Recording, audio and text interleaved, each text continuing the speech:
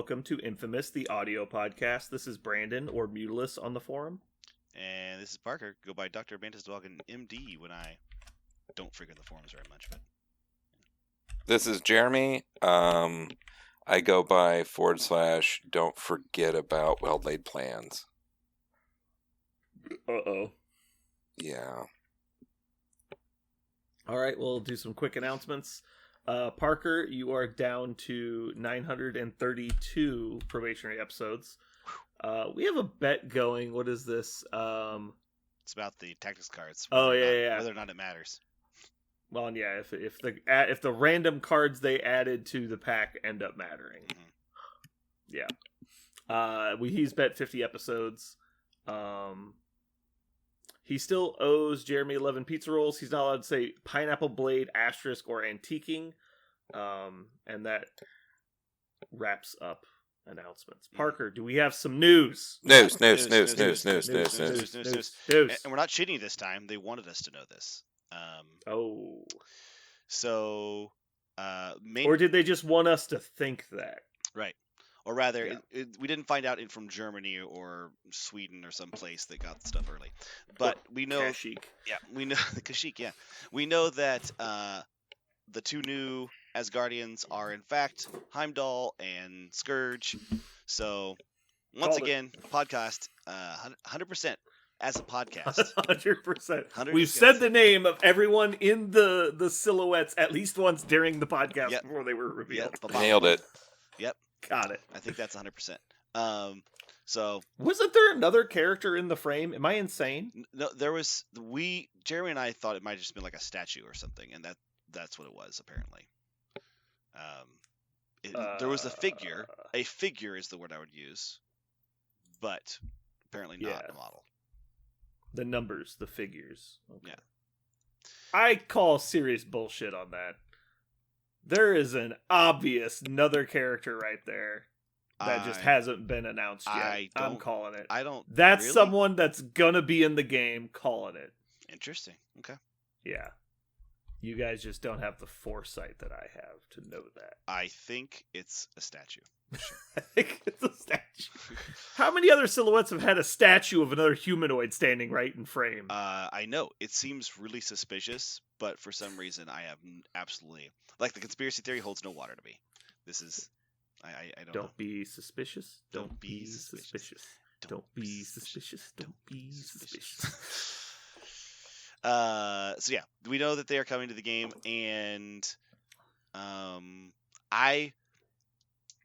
Heimdall, for those of you who don't know, is the guardian of the Bifrost. He has the ability to basically look into almost all planes and dimensions, and he can see basically anywhere he wants to see, and he kind of has an omniscient eye for trouble and things that are coming. He has just an instinct to look to things that are dangerous for Asgard, and he also has a big ass sword. He swings it and stuff. Scourge is a much lesser known. Oh man, now I'm about to maybe display my ignorance. I don't know if he's actually ever mentioned in any Norse mythology, is he? Or is he just something invented by the MCU? To my knowledge, he was a super back page villain. Then he got put into Ragnarok, and so now he's semi-famous. Yeah. Yeah. He's just he's apparently just a guy in Marvel made up just a comic book character. Yeah. I would have been much happier had he had 2 machine guns, to be honest. Yeah. Yeah. Apparently, they definitely did not go with the MCU appearance. Apparently, there is a tactics card about his stuff, I guess, but he doesn't have machine guns in this game. But there's a tactics card in reference to that line, or that scene rather. Behold. Would you like to go through this stuff now, or would you like to do that later? Sure, this stuff online, the Atomic Mass game stuff. Well, I'm looking at the tactics cards. Yeah, go for it. Or at least the names. Yeah, we're so the first one is Meet My Executioner, which I imagine is going to be a Hela card. Well, Enchantress is actually his, Oh, boom. Damn it. Fine. And they did say on one of the streams that they're not, while they're referencing that one scene of the MCU, these guys are very much drawn from their yes, I would agree with that. From their comics background, and he is very much an Enchantress boy, not a Hela boy. That's one of the times I would say that they have gone super heavy into the comics and not hardly at all into the MCU appearances is the Asgardians. They're almost all very true to the comics. Mm-hmm. His art, by the way, like his costume, is straight out of the comics. Mm-hmm. Yeah. And the second card is Weapons of Midgard, which is obviously a reference to the machine guns. Yeah. Des and Troy. Yeah. Des and Troy. I'm guessing. I'm really hoping Weapons of Midgard is a attack card, and I'm really excited. I don't know what it's. Yeah, it gives him like range 5 dice right. physical attack. Yeah, something like that, or a beam. I mean, maybe it's like rain of bullets. Just hail of bullets. Yeah. So, so yeah, I Scourge is just guy with axe in the comic books. He's Asgardian with axe. He doesn't really have anything super special going on. I'm just gonna come out and say it. This is because I'm trying to stay away from negativity and toxicity on this podcast. But I will say I am growing tired of random Marvel bullshit that I did not ever ask for. I was wondering where you were going with this. I am just getting tired. Like, huh? I on our infamous podcast Discord channel, somebody was like, "Hey, look, here's the picture," and I just kind of erupted in virulent anger. And I remember sitting there and I was like, I think I've spent like 10 minutes of my life just sitting here stewing about how much I don't like these models that these guys are part of this game. And I was like, why am I so mad about this? I wasn't mad when Viper and Sin came out. I was really just kind of because you're waiting for the Fantastic Four. Yeah, that's what it is. I scratched my head when Cassandra Nova came out, but then it finally came out and yes, you hit it on the head. I'm just like, where are the Fantastic Four? And hell, even if you didn't, even if you're just putting them on a shelf to make sure they come out at the same time as a movie, and you're just pulling random guys from the Marvel Universe. There are so many other things in the Marvel Universe that are such big deals that could go in here.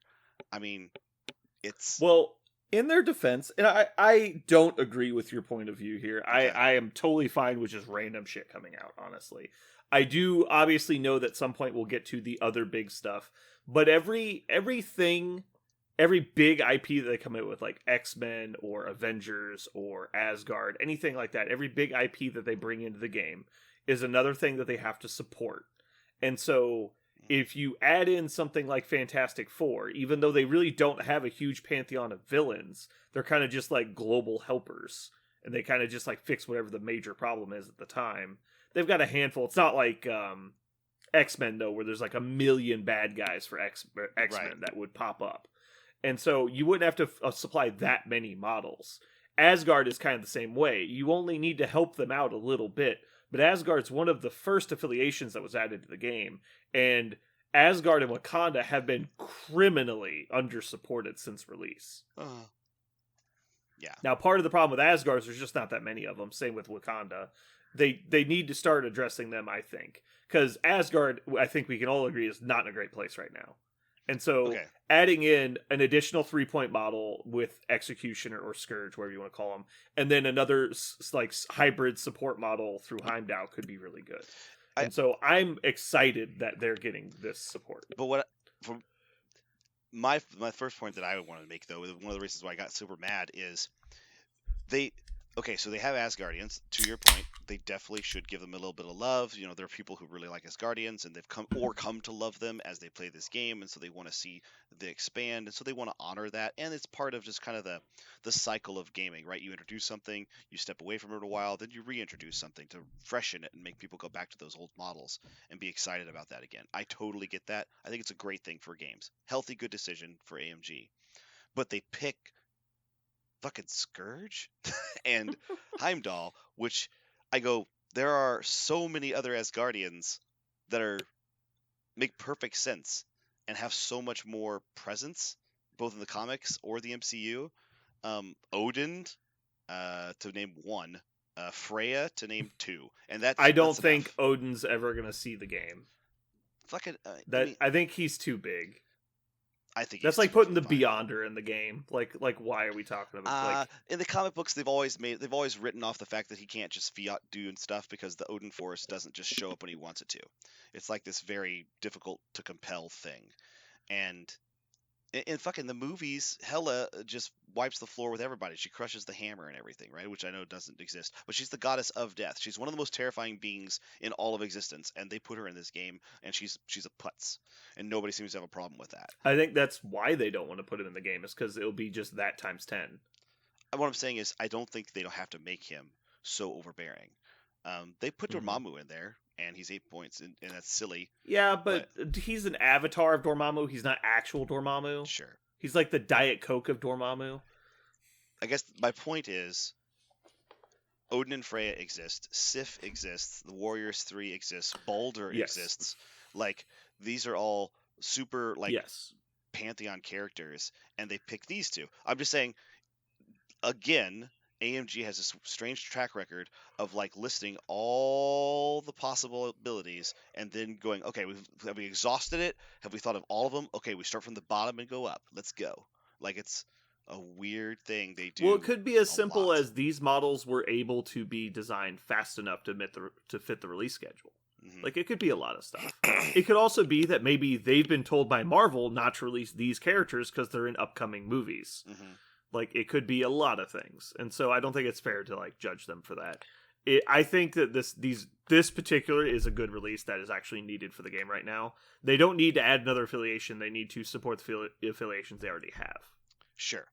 And I'm totally fine with more Wakandans coming out. I'm totally fine with more Asgardians coming out. I guess now when it comes to Scourge, I get it. Yeah, it was really just Scourge and Heimdall.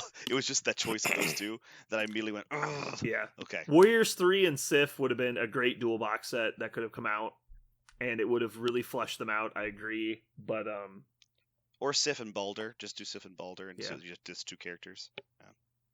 Yeah, but Baldur's never really had screen time, so nobody really knows him. That doesn't heavily follow the comics. Right, but they did put. But they put fucking Major Ursus or whatever his name is. They're putting the bear Russian guy that might be in a movie before he comes out. We don't know. You're right. I guess it's just I don't know. I feel like they pick some really they have the track record of picking the bottom. I'm of personally the list. I think it's interesting. Still waiting for Grizzly. Grizzly's going to be the big release for me. Yeah. Is that an Alpha Flight? What is that? No, it's the Hood Gang guy on the Hoods Gang card that's wearing the bear suit. And he's got his face popping out of a bear costume. His name's Grizzly. It's gonna be awesome. He's just a guy in a bear costume. All right, so Parker is Mr. Negative Nancy over here. Jeremy, what are your thoughts on Scourge and Heimdall? I don't have any problems with either of them. I mean, they seem. I'm a fan of anything to add into Asgardians that make them interesting, if not more playable. And I'm the same way with Wakanda. I don't care who they give you. Splash someone in there. I'm cool with it. And especially because, I mean, Scourge might have not been anyone in the comic books that's relevant, but in the movies he certainly was. He was an interesting character. And as you know, they go one way or the other. Who knows? But I don't have any problem with it. I think it's funny that you've gone this way. And you didn't do this with the Black Order releases. That, to me, are the most randos. Who gives a shit?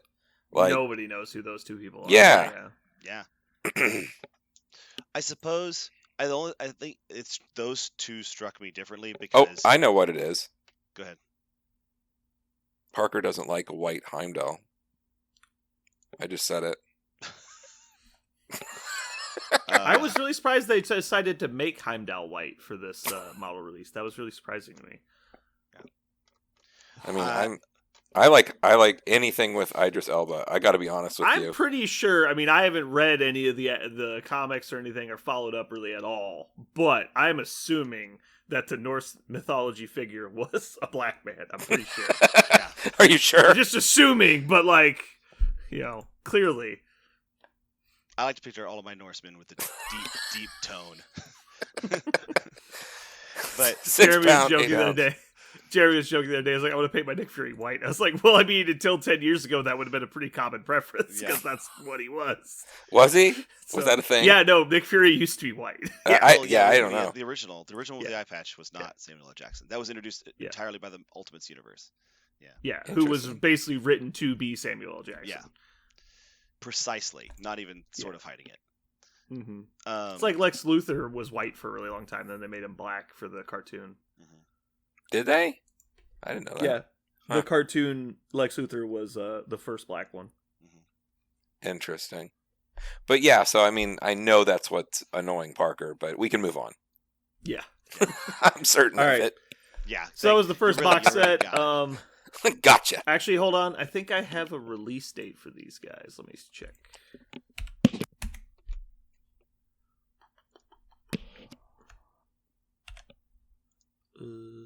Scourge. Maybe not. I might have lied. Hold on.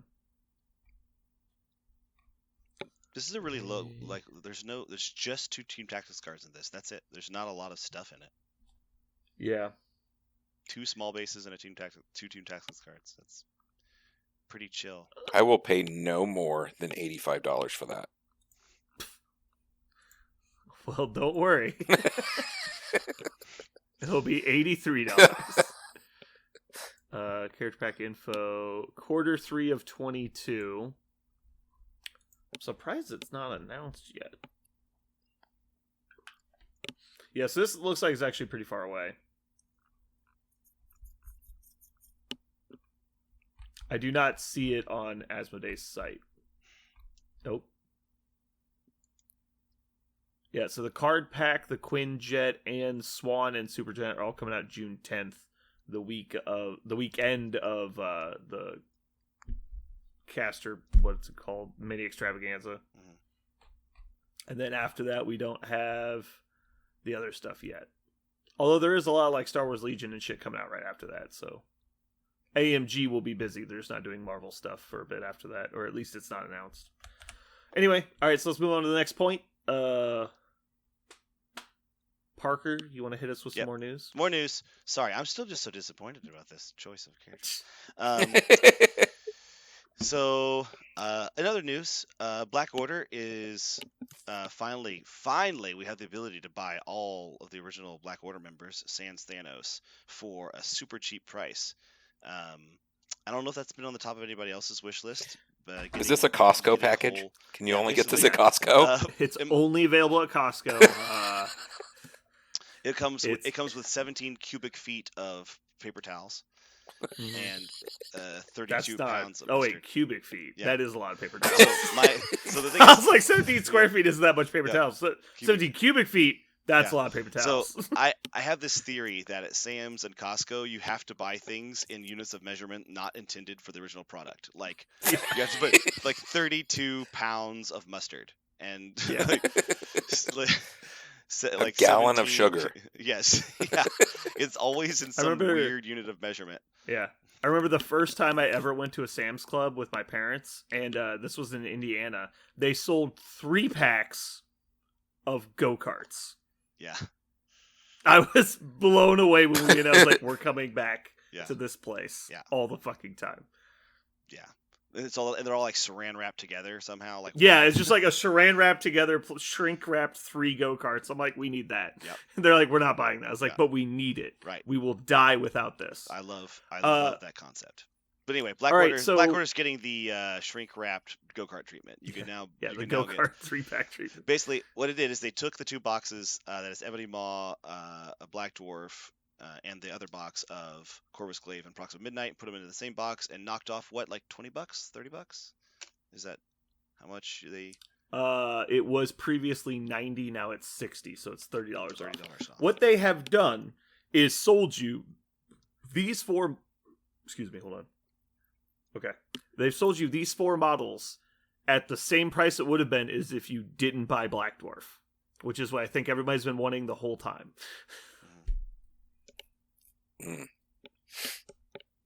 Because I think everyone would agree Ebony Maw, Corvus Glaive, and Proxima Midnight are about average size / cost models. And then Black Dwarf is the extra $30 model thrown into the bunch. So you're basically getting him for free. However, I don't know if you guys have noticed this.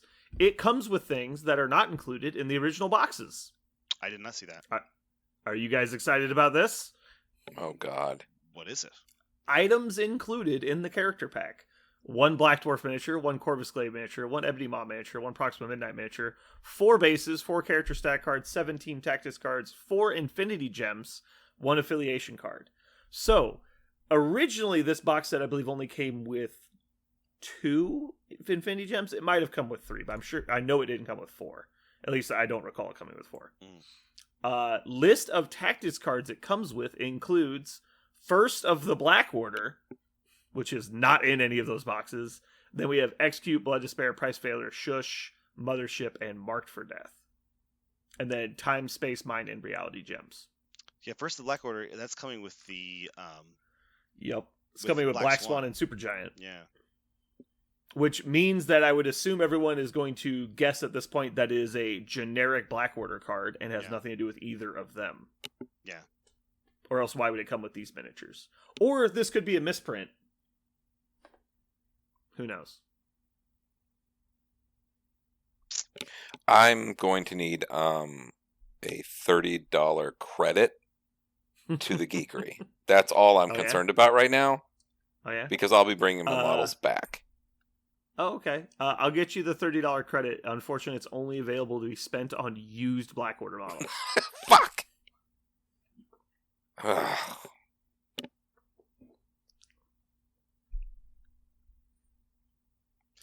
So yeah. This is just good for the game, right? It's just good for people who So that's the question. Like, why are they doing this and what's the reasoning behind it? So this is CP 159. I assume the 1 means it's a repack. So CP 59, is that a thing yet? It is not currently a thing yet. Nothing has had CP 59. So I assume this is just going to hold the place of CP 59 and the 1 denotes that it's a reprint. That's my assumption, based on my knowledge of the ways manufacturers' SKU numbers work.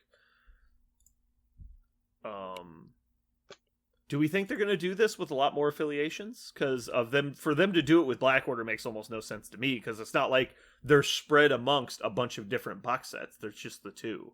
Yeah. Now, if they were to do this for like X-Men, that would be huge, because X-Men are intermingled with Brotherhood. Same with Asgard. Asgard getting boxed all up together might be good, because they have like good guys, bad guys in the same boxes. So you end up having to buy a bunch of different stuff anyway. I would love to see this with every single affiliation. That would be amazing. Just like large box sets. Like, hey, we're coming out with Fantastic Four. They're a $60 box set. Buy it all together. And because who's going to buy just Human Torch? Like, probably not. This would also bring new players to the game. Like, they'd be like, instead of asking, gosh, what should I get? Well, get the box set. Get the ones you like, you know? Yeah. I would, I'm for this in general. The problem I have, and when it gets murky, is this is clearly a future issue kind of thing. Like, they weren't planning this originally, I would imagine. This is something that has come up recently that is making them do this, or encouraging them to do this. If they originally wanted to do this, they would have just put them all together at the same time. These guys came out on the same day. Like, there's no reason they wouldn't have just boxed it all together. So probably what they're finding is the cost of making the additional box sets and splitting them all up is actually more expensive, because you have to keep track of all those different SKU numbers and everything, and print multiple box sets and have uneven purchasing on different items, which makes it really hard for game stores too. Like, for example, if the new X-Men come out and they come out the same day as Brotherhood, there's like 6 box sets on like basically the same weekend. Well, we ordered an equal amount of all of them, but nobody bought like the Gambit one, because for hypothetically whatever reason, let's say Gambit's bad.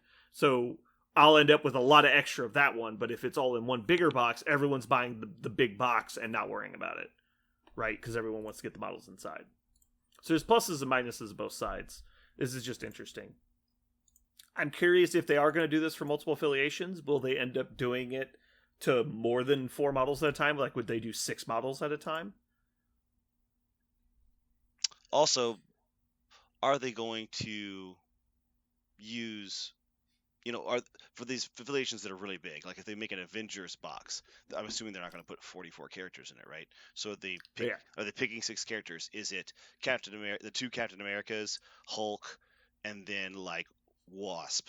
And you're like, oh, okay. Like, are they going to try to balance the earliest them with Avengers were.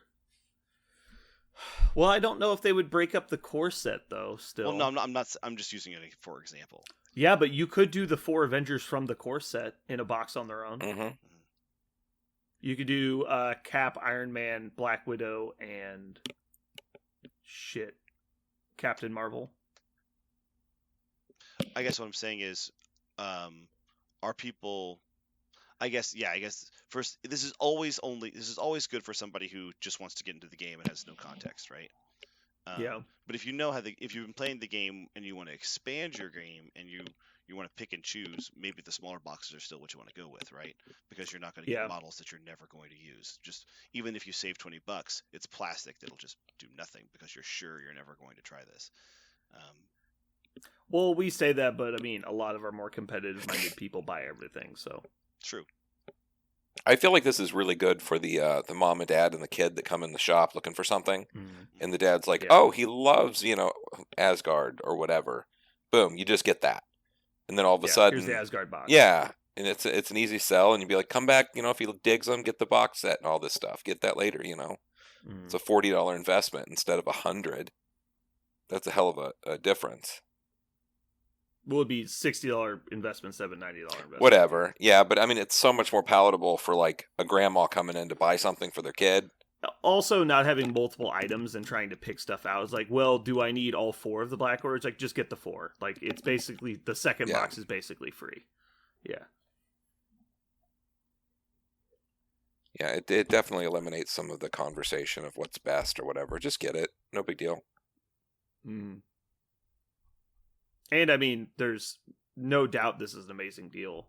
$60 for those 4 minis, which is cheaper than buying normal minis. Like it's $80 for 4 normally. These models are more expensive than your average models, and they're still cheaper than that price point. Yeah. Yeah. So I would even imagine if they were gonna do, or maybe they've just found that everyone that bought Black Order bought both boxes, even though they're an older box, which is definitely wouldn't be true today. Like, if we knew what we knew today, nobody would have bought Ebony Maw and Black Dwarf. I don't know. It's odd. I didn't see this coming at all. It really blindsided me when I saw this today. I guess we should note that we literally learned about this today. Mm-hmm. Yeah. Yeah, I'm pretty excited. I guess that'll take us to the last bit of news we have, which is a rumor that somebody told us from one of the streams that happened recently. We haven't had time to watch the stream, but it was apparently announced by, I want to say Schick, that tactics cards are going to officially move to a rotation, which is kind of something we've been anticipating for a while now, because they all have the separate symbols on the bottom, which they've said in the past was for restricting print runs and stuff. And so the word on the street is that's going to happen in the fairly near future, which might justify the reason for the cards in the reprint box. Yeah, that's not boding well for my bet. Yeah. Parker, you have an even worse track record of betting. All right, so field dressing has the Spider-Man symbol. Medpack has the Spider-Man symbol. What was a card that was reprinted in the box set that did not maybe have that symbol, or does have that symbol even? What's the card that comes with Gamora? Daughters of Thanos. Mm-hmm. So Daughters of Thanos got reprinted, and it has the Spider-Man symbol. So that kind of negates that theory. It's still possible, though, they didn't reprint them because they are planning on not allowing them in the future. I might sit down tomorrow at game night and pull out all of my Spider-Man symboled cards and see what my Tactics card selection looks like without those cards. Because maybe that would give me a good idea of where they want the meta to be. Because maybe there's no question they're tactics card design in the first phase of the game was not ideal. There was a lot of absolutely terrible cards, and there was a lot of really busted cards.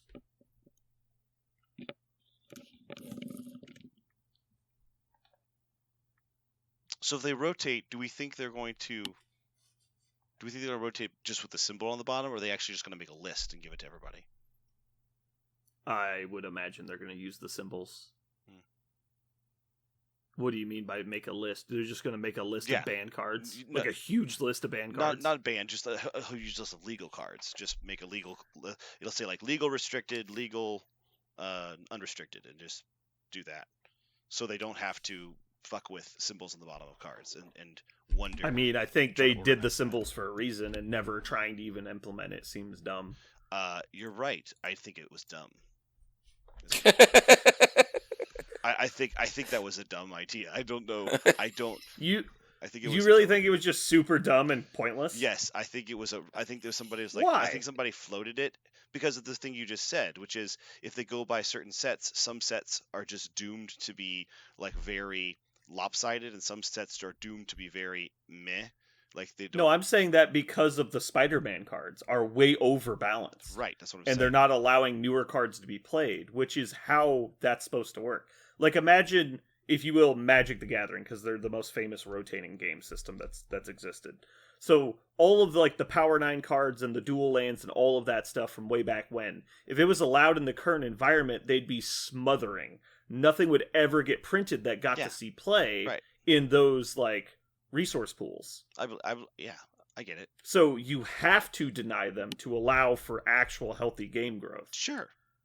Okay. But they also purposely reprint cards of those power spikes.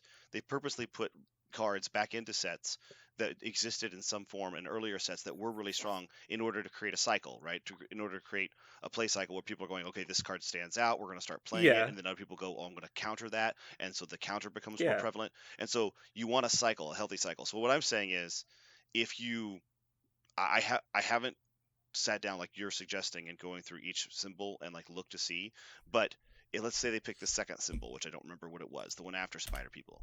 X. I believe it was the X's? Criminal symbol. Was it the criminal symbol, or was it was X? The criminal syndicate symbol with the buildings, I think. Okay. And then the X-Men symbol was the latest one. Right. So let's say we get to the criminal syndicate symbol one, and as it turns out, it's just a bunch of random Inhumans cards and shit well-laid plans, and it's just grievous wounds. Actually, no, grievous wounds. Never mind, it's a Spider-Man symbol, but maybe. Are you looking for specific cards? Yeah, I'm looking for just random bullshit that doesn't actually do anything to the game, and so they say this is the current set. You're like, okay, I guess I play Lethal Protector, and I guess what I'm saying is. So, do you want to know 3 of my favorite cards from the Spider-Man symbols, just real quick? Sure.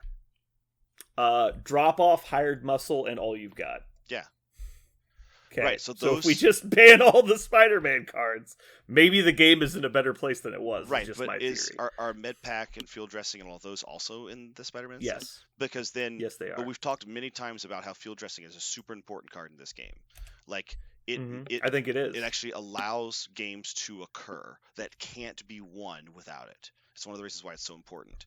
Taking it out of the game is necessarily going to dramatically shift the power of models in the game and the ability to come back. There's the comeback mechanic is much more difficult to play without it. So if you ban Spider People, the Spider-Man card, you're not just taking the top cards out of the game. You're also dramatically changing what people feel like they can play. For example, if all the Spider-Man cards were Wakanda cards, and there are no more Wakanda cards that are legal. Yes. Will people be like, well, guess we can't play Wakanda because if we do, we're just taking a huge tactics. We're having no character or basically by picking Wakanda, I can't have a character card or a team affiliation card. I just played somebody at the tournament this weekend who said I only pick characters based upon their tactics cards. I really like to play character tactics cards. I think it's a really fun way to play the game. And so, what if his favorite affiliation just gets eliminated? And he goes, well, I guess I can't play my characters anymore. Does that just mean he goes to another one? I get maybe that's good for the game because it forces him to buy new models. So again, this is where I'm going to bring you back to the card pack, and all those reprints that we thought were incredibly redundant might instantly become very justified to get those cards back into circulation. Sure. And so a lot of those cards do get reprinted, not the affiliated ones, but a lot of the generic cards are getting reprinted with new symbols so that they stay current. So like Heave Ho, 1-2 Punch, and unfortunately they're all terrible, but a lot of them have gotten reprint. Like I have 5 printings of Heave Ho just to make sure it's always available. Oh, that's another bit. If you use a symbol and you have a card that has multiple different symbols on it, does that just mean as long as it's legal, it's legal. You can use whatever printing you want. Right, it's legal as long as the symbol's on the bottom, right? As long as the card has that symbol in one of its printings, that's all that matters. Man, I really want to. You don't have to throw away your old copy of Heave Ho and go buy the box set that has the new printing of it. Your old copy of Heave Ho would still be legal. Right. Which is why I wonder if they'll just print a list. Yeah. Well, I mean, the information is out there. Someone can just make a list. I don't know if they need to print it. Sure. Sure. Make a PDF and put it online. Yeah. Is my point. So, it's not hard. Could make it's not hard list. to put a PDF on their PDF page. Not transmission page. I can't remember which one it is. The organized play. Organized play. Yeah. So that's why I say, even if they go with symbols, fine. But I think it's as likely that they actually just curate the whole thing. But maybe they were super intentional with the symbols. I don't feel like they were, because I think they were. But I think they were very intentional in the way they did it. Now, if you're asking if I think that the way they were intentional about it will create a healthy game state, I don't know. Yeah. But I think they were very intentional about how many releases were in each phase and which releases had which phase on them. I think that was very intentional. Now, I don't know that if you cut out the Spider-Man symbol and only use Criminals and X-Men, that the game is still super healthy. I'm just saying that I'm interested to see what that looks like.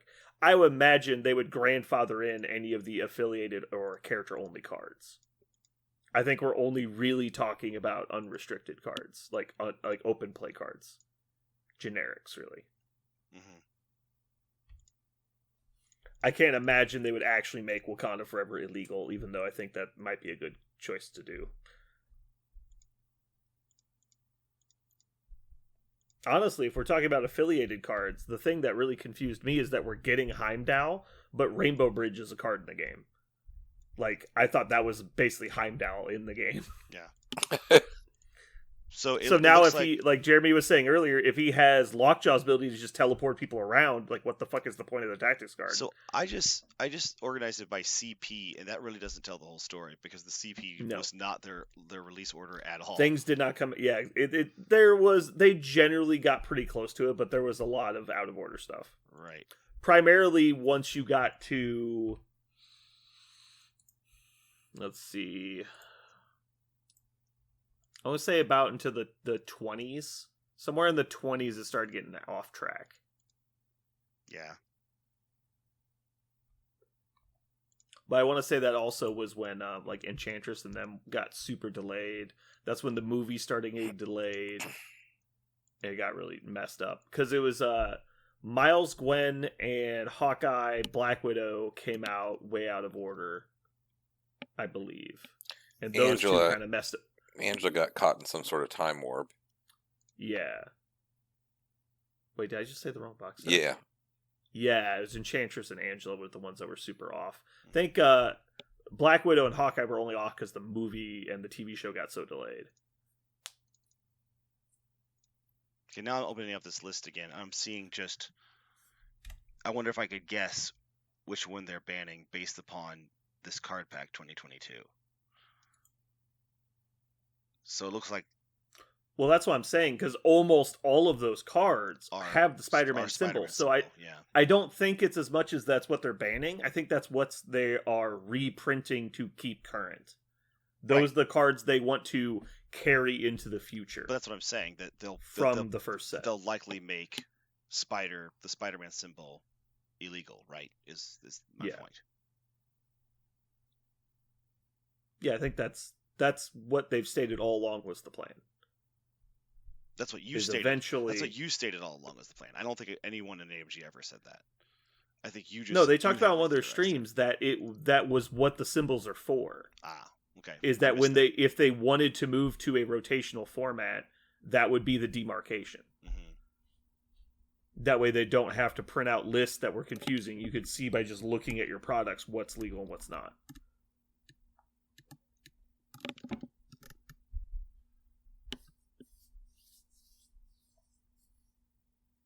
So personally for me, if that's what's happening, if we're going to the rotation and like, let's say Spider-Man symbol or just a certain CPU number, like 1 through 25 is now illegal unless it's got a character specific name or an affiliation, or if it's just not in the card pack, one of the two, it's not legal. Like I could understand that.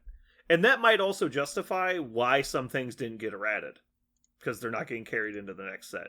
Right. Or the next phase or whatever you want to call it. Yeah, that'd be cool.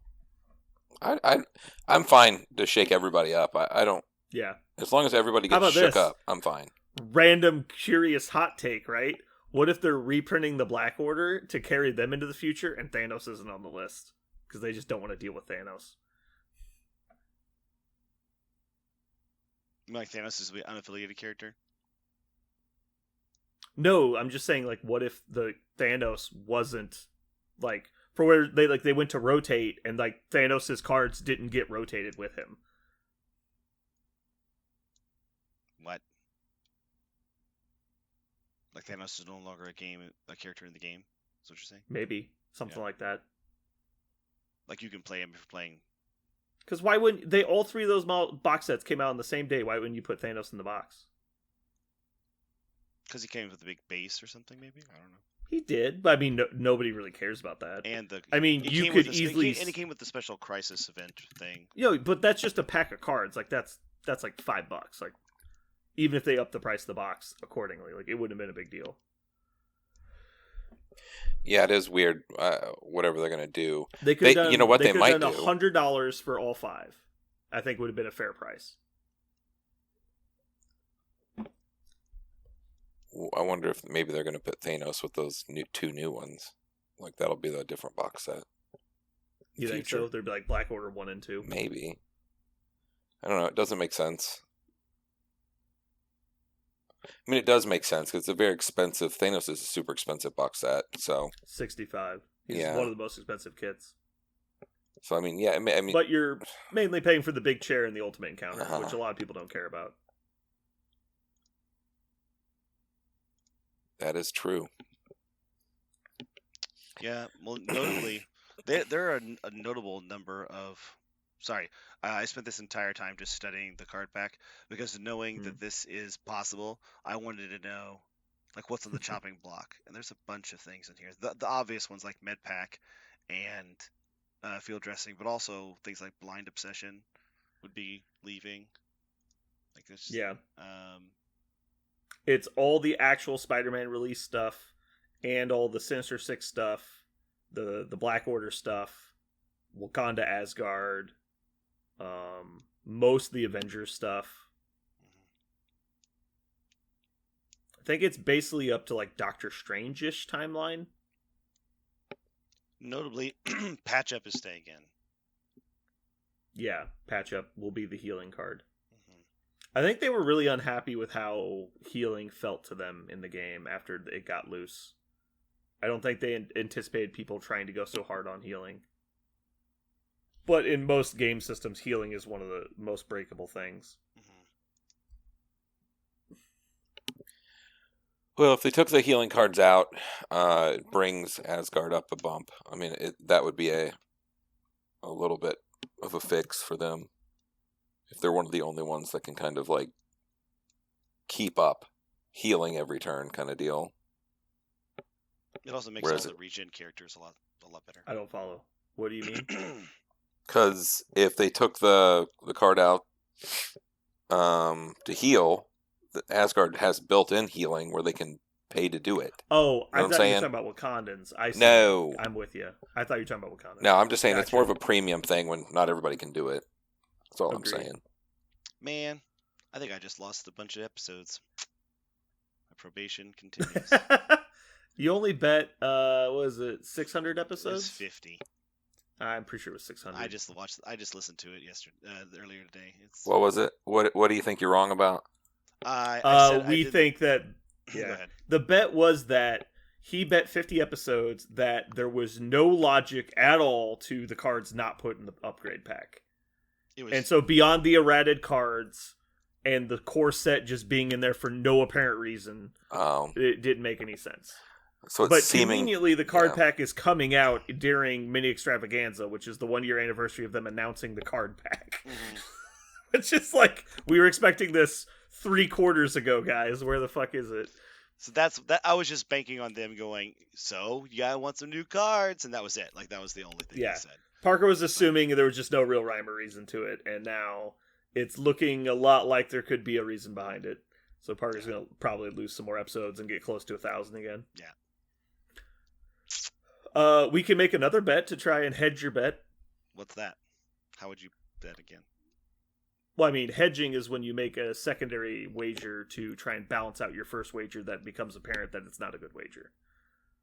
So, for example, if you bet on the Lakers to win the NBA title, and then it becomes apparent to you at some point that the Lakers are not going to win, you could bet twice as much that the other team was going to win to try and cover your losses.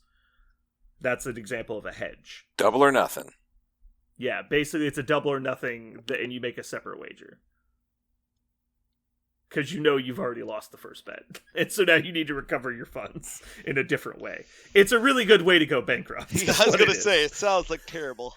It's like the strategy of just double down on blackjack when you start losing. Just every time you lose a hand, double your bet until you win, and then you'll be even. And so as long as you have an infinite bankroll, you can't lose. The problem is you don't have an infinite bankroll. Right. And anyone who follows doubling numbers realizes they get out of hand really quickly when you're betting like your life savings. People don't get that. People don't get how fast that goes. Yeah, that goes real fast. I was only betting $5. I doubled my bet 8 times. Now I'm out of money. It's weird. My first thing was, so the first thing I thought was, oh no, how much will this shake up? And really, it's just field dressing. That's really the only thing I can think of that's really going to change. I think MedPack is going to make almost as big of a difference. The problem card I have is Climbing Gear. If Climbing Gear leaves the meta, that's going to be big.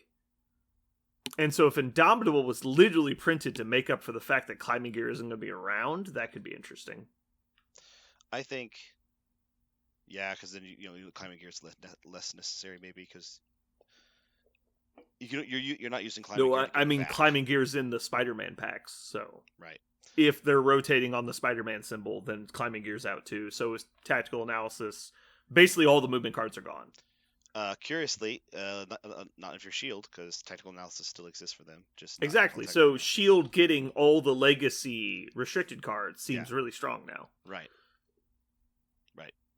At the same time, I have not been playing with MedPack recently and not missed it. But I don't know how I could ever, field dressing feels so important. It cuts deep on some characters, like Hulkbuster's, I think, a character that MedPack's pretty important on. Because he takes a brunt and you kind of need to absorb a spike or two. Mm-hmm.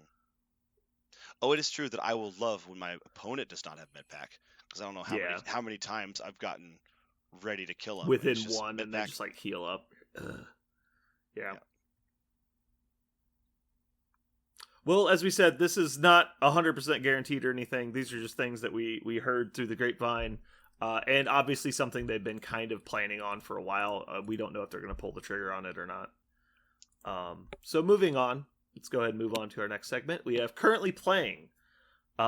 Jeremy, I heard that you don't like Doc Ock anymore. It's not that I don't like him. He just doesn't like me. Yeah. Okay. It's business. I don't think it's personal. You reached out a gloved hand and he just fucking slapped it away. Yeah. All right. So those of everyone not in the know, we had a local tournament over the weekend. There were 12 of us there. It was a great time. Jeremy's going to do a quick rundown of how his games went. Alrighty. Okay, so I was playing Brotherhood. I just went standard Brotherhood. There wasn't really anything too interesting. I did have Thanos in there just in case. First game, I played Josh. We kind of always land together and have to play each other. He usually plays X-Men. I've played something different pretty much every time. It was a pretty tight game. I don't really remember all of it. I ended up taking it, but it wasn't like a landslide or anything. We just went back and forth. There was a giant-ass size 5 building to the right. That's the one thing I do remember. And I'm like, what the hell am I supposed to do with this thing? And the Juggernaut was trying to push through a size 4, and he reminded me he can't do that. So I learned those two things. I ended up winning that game. The next game I played Jason Wilburn, and he acknowledged the fact that he was playing a splash of 4 leaders in one list, and basically could pull together about any of that in a mess of whatever he wanted. Those are rookie numbers. Yeah. That's true. Tell you in a minute. That's true. What is that? What was it? His basic build was the 7-point. He could play Guardians and put whatever he wanted with it, but he also had Blade. What else did he have? She-Hulk? Probably.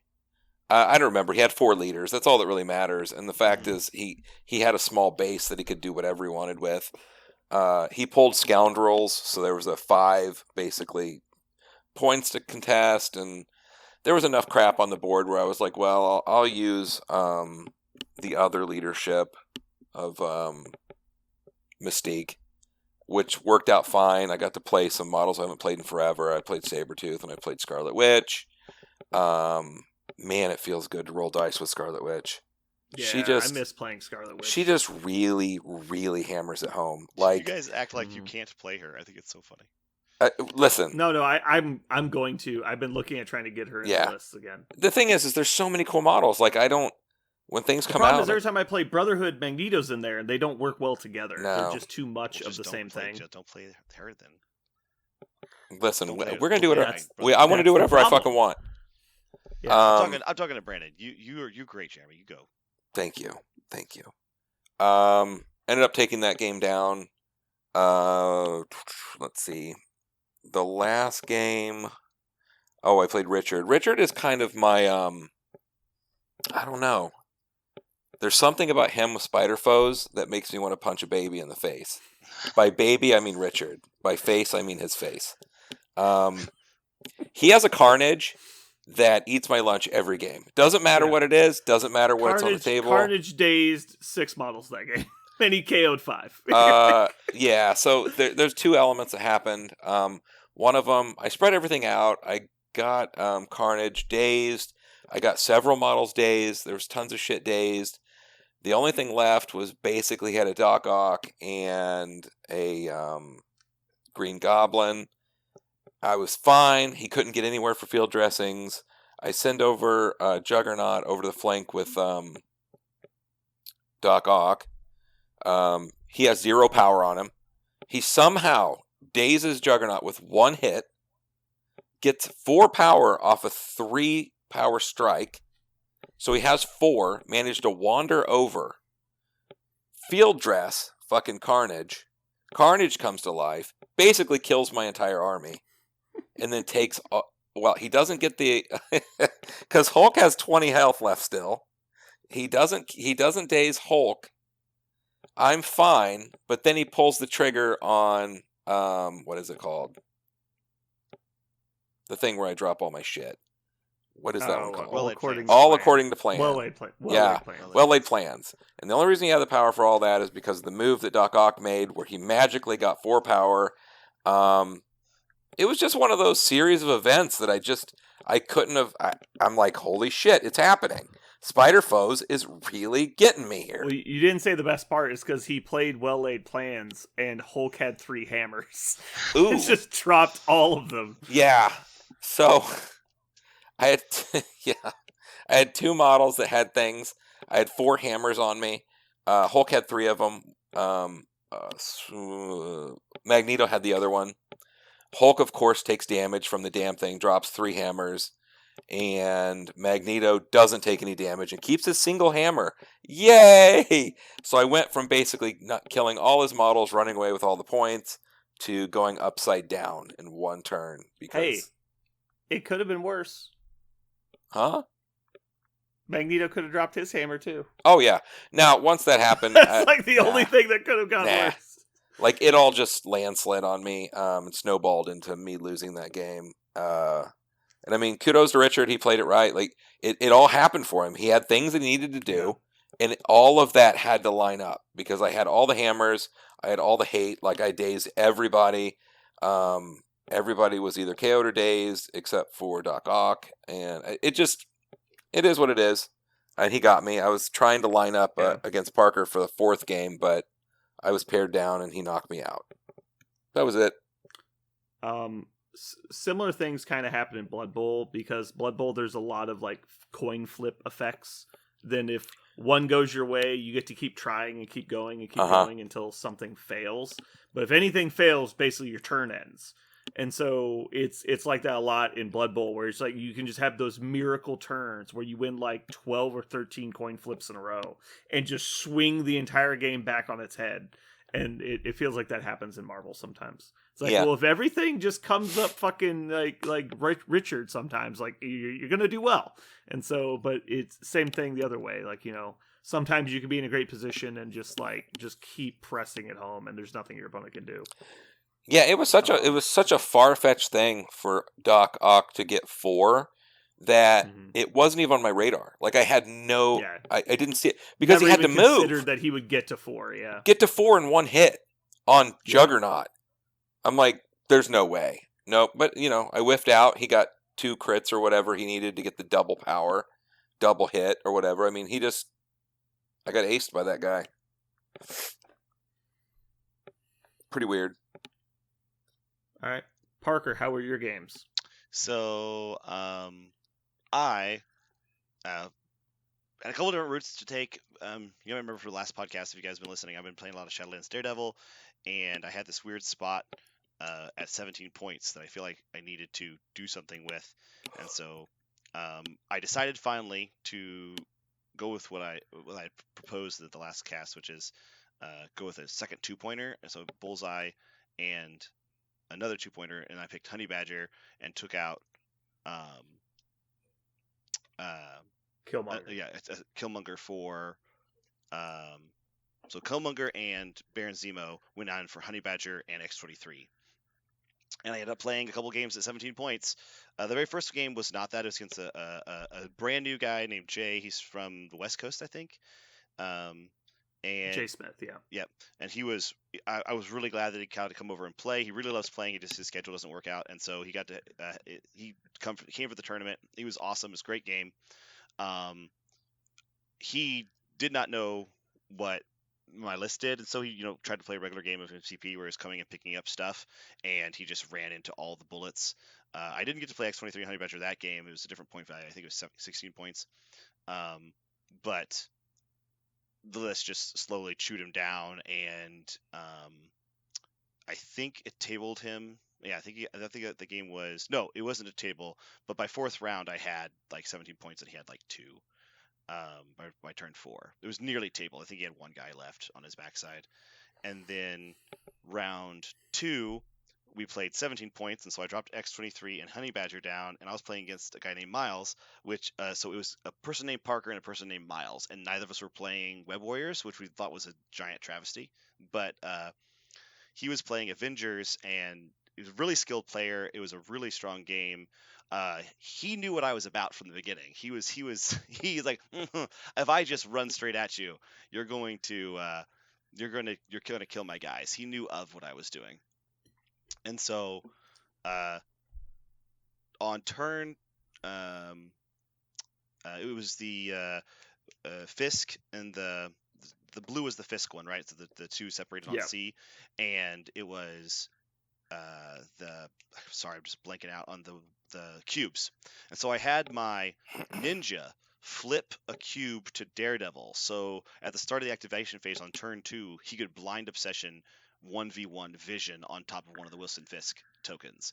And so he was like, that's not going to work because Daredevil's just going to eat me, and I'm never going to be able to kill Daredevil while I'm blind obsessioned. So Vision immediately leaves to go to the other side. So it was Daredevil v Vision on one Wilson Fisk thing, and then he was playing Deadpool, Cap, and a Hulk on the other point, and my whole list went that direction.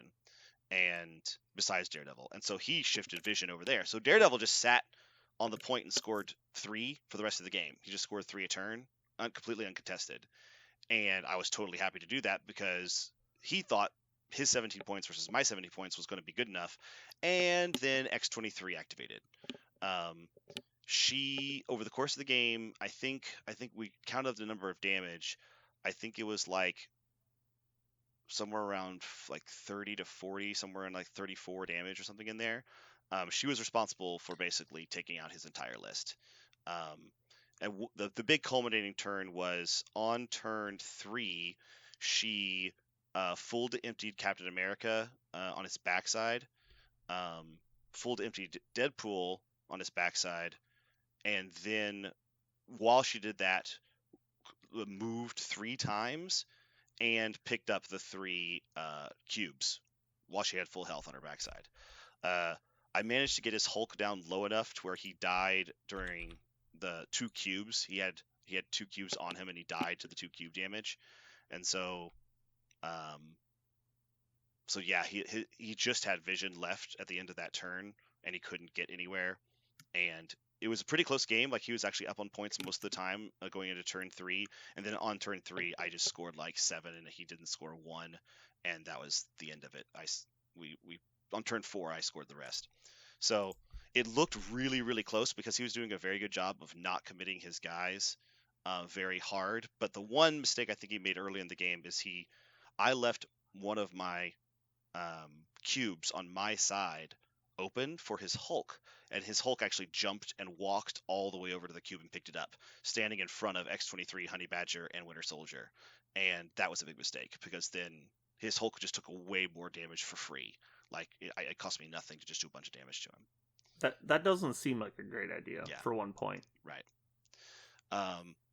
So he did a really good job of managing a lot of it, except that, and that really cost him a lot of the longer parts of the game. The last game I played against John, local guy named John. I say character because he is a character. He's fantastic. I love John. And John and I. John is a character. John and I love playing games at tournaments. We love playing games in general. And he was playing Brotherhood and X-Men combo. And we ended up playing Gamma and Spider Infected. And I was allowed to pick, so I picked 15 points. So I did exactly my 17-point list, minus Bullseye, actually. So I just completely left criminals behind and just got the criminal affiliation with Daredevil, Winter Soldier as a free agent, and Hood, and then did X-23, Honey Badger. And at 15 points, he played Magneto, Toad, Rogue, and his X-23. And his Magneto activated on his top of 2 first because he had priority, and tried to kill Honey Badger and X-23 and failed. So I activated my Hood, played Hood's gang. He got 6 power because he shot Toad the last turn and dazed him.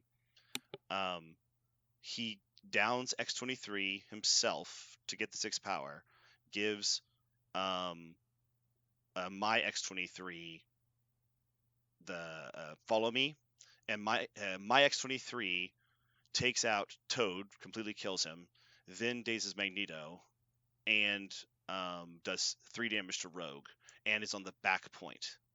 And I've only activated 2 characters, and his whole army is now gone, except Rogue, who's on half health on the back point with X-23. And so he tries to hurt X-23, and it doesn't work, and the rest of my army collapses on him. And that turn, I on bottom of 2, I had 16 points. Not 16 points, 14 points. I was short by 2.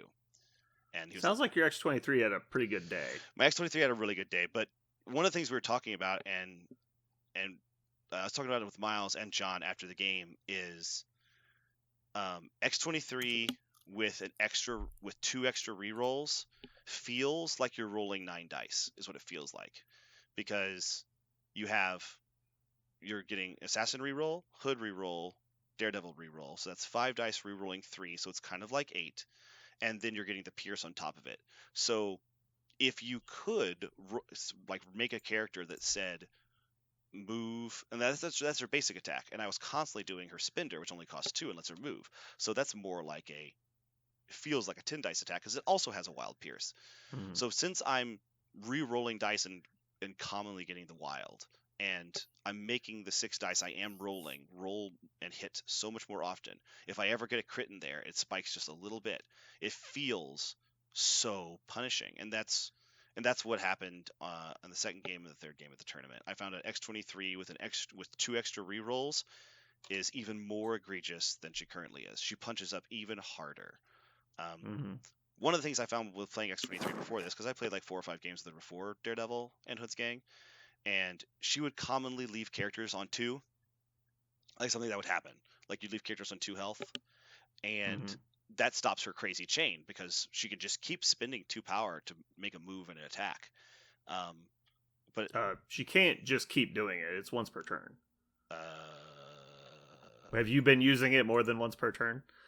Did I? Oh boy. Hold on. Is it only once per turn? It is once per turn. Did I use it more than once per turn? We taped it, so maybe on that crazy turn, did I use it more than once? I did use it more than once. Yeah, that's the damage I did to Rogue. Parker's banned for life. Yeah, I did not know that was only once per turn. It seemed like you were doing a lot with 3 attacks. That was in the game against Miles. I'm thinking about that crazy turn she had. No. Well, like you were talking about against John, you dazed Toad, you damaged Rogue, and you dazed Magneto. That means you would have had to have one-shotted Magneto and Toad. Toad's believable, but dazing Magneto in one hit when I assume he's spending is pretty hard, and then also getting to Rogue and dealing damage. No, I did that. I didn't. I don't think we can look at the video. Well, then you just rolled exceptionally well, which is if we can look at the video. But I'm pretty sure I moved twice with the Claw Rush, not the Frenzy. I'm pretty sure I only spent for Frenzy once, but we can look back at it. It would surprise me if John didn't catch you trying to do that, because he actually was using X23, and he knows his rules. He's just too nice to say anything about the obvious cheater in front of him. That's true. To shame someone, he wouldn't do that. Yeah, he wouldn't do that. He's too nice. Just go ahead and go again, Parker. It's fine. Yeah. So maybe I didn't. I know I didn't do it in my game against Miles because I didn't KO somebody twice. So it only would have happened in the game against John. So in the game against John, would have to go back to the tape to see if I didn't one-shot Magneto. I may have. But if I didn't, then I got an extra attack on Magneto. Or rather, I got an extra attack on Rogue. You got the extra attack on Rogue is what would have happened, yeah. But even without that, even without that, obviously, I said this when she got spoiled. I think she's way overtuned. She does way too much damage. Well, she does it. She hits like almost a 5-pointer sometimes. Yeah. And like I said, if you can just fix her dice even more, and the crazy thing about her is if she's playing with Honey Badger, but heck, if you just play exceptional healing, it's so hard to stop. That thing I just described is so hard to stop. You're like, I'm going to, on turn 2, even if you have priority, unless you have a character that's going to just know to send X23 far, far away and not damage her, then yeah, you'll be okay. But the rest of my list is still there. It's not like you stopped me from hurting you. It's just you stopped X23 from hurting you this turn. Yeah. Oh, and by the way, I threw X23 onto the middle point. I didn't hide her. She was right there because I had full confidence with Honey Badger there. Yeah, I think it's a huge problem because you have to try and engineer a way to get her down without triggering the other abilities on Honey Badger, and you have to also worry about the rest of the list. Like the problem is the 5-point package is way too efficient. Yeah. Like they're way too, much like Rocket and Groot, they're just way too efficient for what you're paying for. But this is a very mobile Rocket and Groot, which is the really scary part. Well, the problem is Rocket and Groot are mobile now. No, they're just longer. In my opinion. They're just farther reaching, for sure. Yeah, well, I mean, it doesn't actually punish you that much to move Rocket. Yeah. Yes. Groot is mobile because can be so much further away now, and he's got a higher range. But moving Rocket once and then deadly duoing is still incredibly efficient. Yeah. In fact, you're almost wasting the last attack anyway because 5 attacks is too many. Mm-hmm. Yeah. But anyway, they were on the short list for this. I went with these guys because a lot of the list is fairly static, and so I wanted something more dynamic to do things like what I did that game, which is dive deep. Yep. So yeah, I won the tournament, which is excellent. Shadowlands Daredevil keeps moving forward. Shout out John. John, you better be getting that terrain painted right now. I hope you're painting the terrain as you're listening to this. Moving on. My day was quite interesting. I decided last week that I was just going to screw around and have a good time. I built the worst list I possibly could 10 minutes before the tournament started. I had, let me try and recall, Dormammu, Black Dwarf, Hulkbuster, Hulk, She-Hulk, Thanos, Lizard, Luke Cage. I think that's it. Is that 10? Can't remember anybody else I had. So I had Dormammu as a leader, Thanos as a leader, Hulkbuster as a leader, She-Hulk as a leader, and I think that was it. Hindsight, looking back, I obviously should have thrown in a 2-pointer just to make points work better, because there was a lot of times points didn't work at all. I took Avengers Assemble, Helios Laser, Climbing Gear, Med Pack, Field Dressing, Gamma Launch, Do You Know Who I Am, and I want to say like 3. Oh, Heroes for Hire, and 2 other like random throwing cards that didn't seem relevant at the time. Oh, I had Dark Restoration in case I wanted to bring back Luke Cage. I can't remember what the last card was. First round I played against Miles. He was playing Avengers with Captain America and Venom and Deadpool. And who was his last character? I don't recall who his last character was. He only had 4. Never mind. We played Moonbase and Senators. He chose 14 points. I played unaffiliated Thanos and Hulk, which was a huge mistake in hindsight. Should have played Thanos and Hulkbuster. I would have easily won this game. Not close. Thanos and Hulkbuster is a really good combo. I played Hulk because I wanted the turn 1 play with Hulk, and hindsight, that was just not necessary. Even though I took Reality Stone, Mind Stone on Thanos, I never found the Senator. He found the Senator first, and I made a huge mistake on my turn. I ended up getting the Senator away from him, and I got it onto Thanos, but I was so nervous that... not Senator, Skrull. Sorry, we're playing Skrull Agents. I got the Skrull away from him onto Thanos. I was so nervous that Thanos was going to get dazed from full health that I Climbing Geared away and Inspiring Monologued him. That was my other card, Inspiring Monologue. And I Inspiring Monologue and Climbing Geared Thanos, but when I Inspiring Monologue, it's been so long since I played the card, I thought it cost 2, it cost 3. I spent all of Hulk's power. We were playing Moonbase. He was on an uncontested objective and couldn't flip it over because he didn't have the power. And so that 1 power difference would have swung the point total by 4, because he would have lost 2, I would have gained 2, and I would have gotten to push him. I'd never played Moonbase before, so I didn't know that you got to push people's models, so I never resolved that effect, unfortunately, or else I think I would have been even further ahead. I ended up losing that game by like 4 points, I think. I think it would have made the difference. Also, if I had just played Hulkbuster or known the mission better, I would have been fine. I definitely made a lot of mistakes in that game. I lost round 1. Round 2, I played against other Brandon. We did an Avengers mirror match. He did Captain America, Hulk, Vision, Iron Man, and I want to say he had another person. Surely he did. I don't recall. Oh well, maybe it was just 4 people. We played 17 points. I did Hulkbuster, Hulk, and Juggernaut in round 3.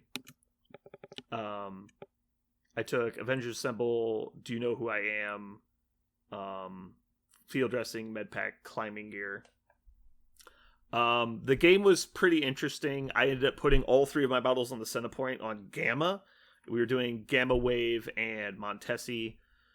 The game basically came down to whose Hulk went down first. He ran into the middle point to pick up the middle book, and I got a bunch of free damage on his Hulk. But the big thing was because I had Hulkbuster and he didn't, I was able to control his Hulk. And so I pushed him away twice, so he had to spend a lot of his actions and power getting back engaged. And in doing so, he wasn't able to finish off any of my characters. And then on the swing back, I got his Hulk. And then it kind of just cascaded to victory after that. Final round, Jeremy, I don't know if I've explained this to you, so I'm just going to hit you with the highlight points of this game. We played 15 points. We played 15 points on Gamma, and we were doing Alien Ship. So it's Kree Power Core, Gamma Wave. I'm playing against 5 wide Web Warriors. He has Miles, Gwen, Venom, Okoye, and Black Cat.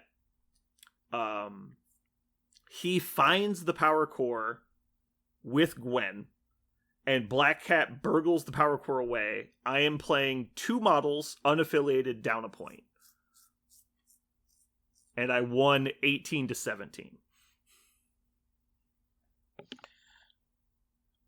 Now that you're telling me about it, like, I don't think he has a way to kill your models or do anything to them. He can't kill me. And he put in a little bit of effort at it, and when it became obvious he wasn't going to, he switched to the score as many points as possible. But I think every turn of the game, he scored as many points as he could. So, I mean, you just passed all the time, right? I played Thanos, Hulkbuster. Yeah, I pass out, which is fine. But the thing is, he can actually mess up my turn decently well, because he can still do a lot of things that move Thanos.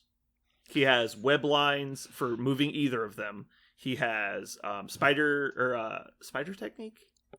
The Gwen Spender can throw size 3s, so she can throw Thanos.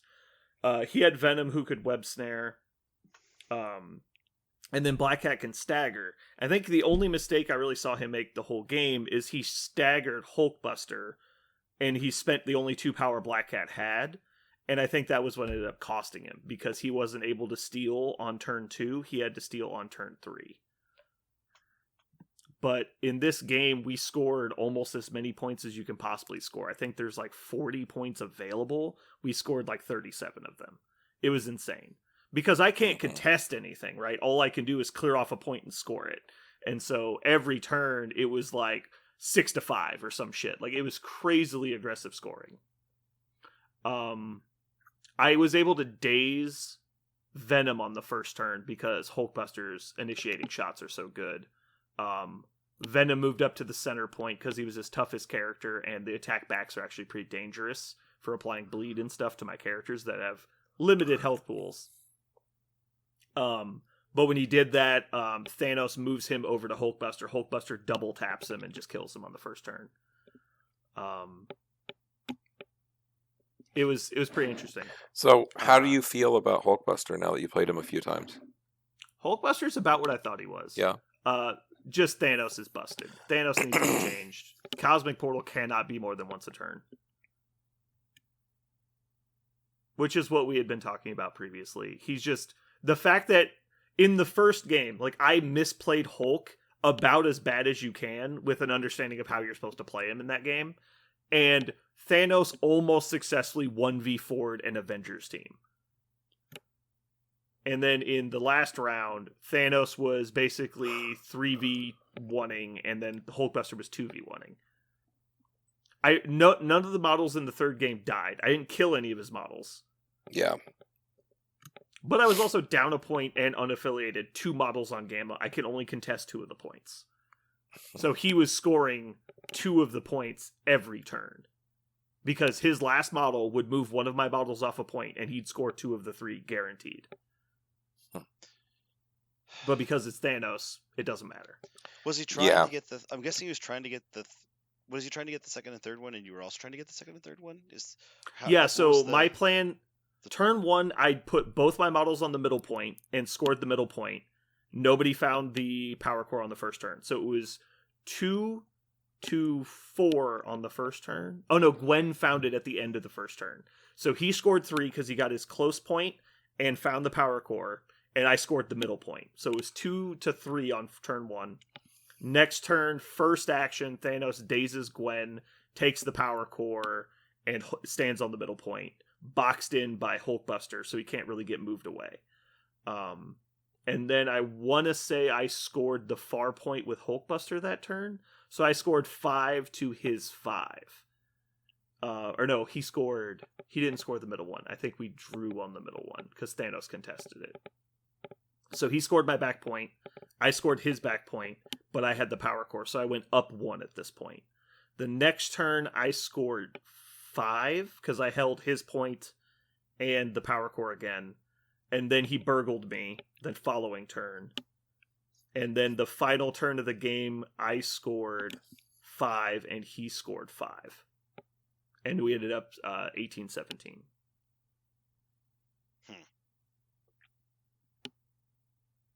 He actually caught me. We spent so long talking about a Lethal Protector play earlier in the game.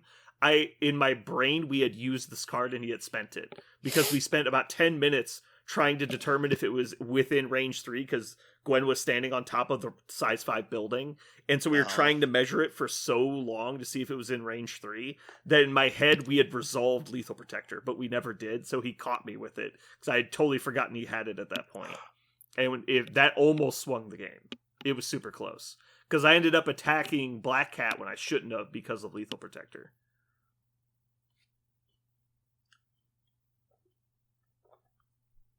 Well, it sounds like you got to move some big models around and not have a horrible time.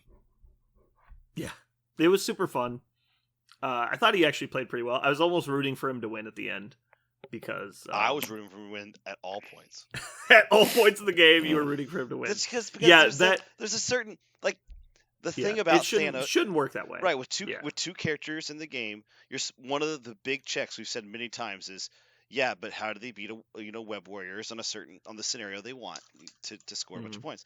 And then no question though, we got the scenario I wanted. Like, that was the problem. If it was a 4-point extract, I lose. Like, he outscores me. If it was anything but Gamma Wave, I lose, because I can't win the game by scoring 1 and contesting a second. I can't win the game that way. Right. It was just because I got Gamma. But funnily enough, a lot of Web Warrior players play Gamma because it's so volatile that they can get an early lead. Right.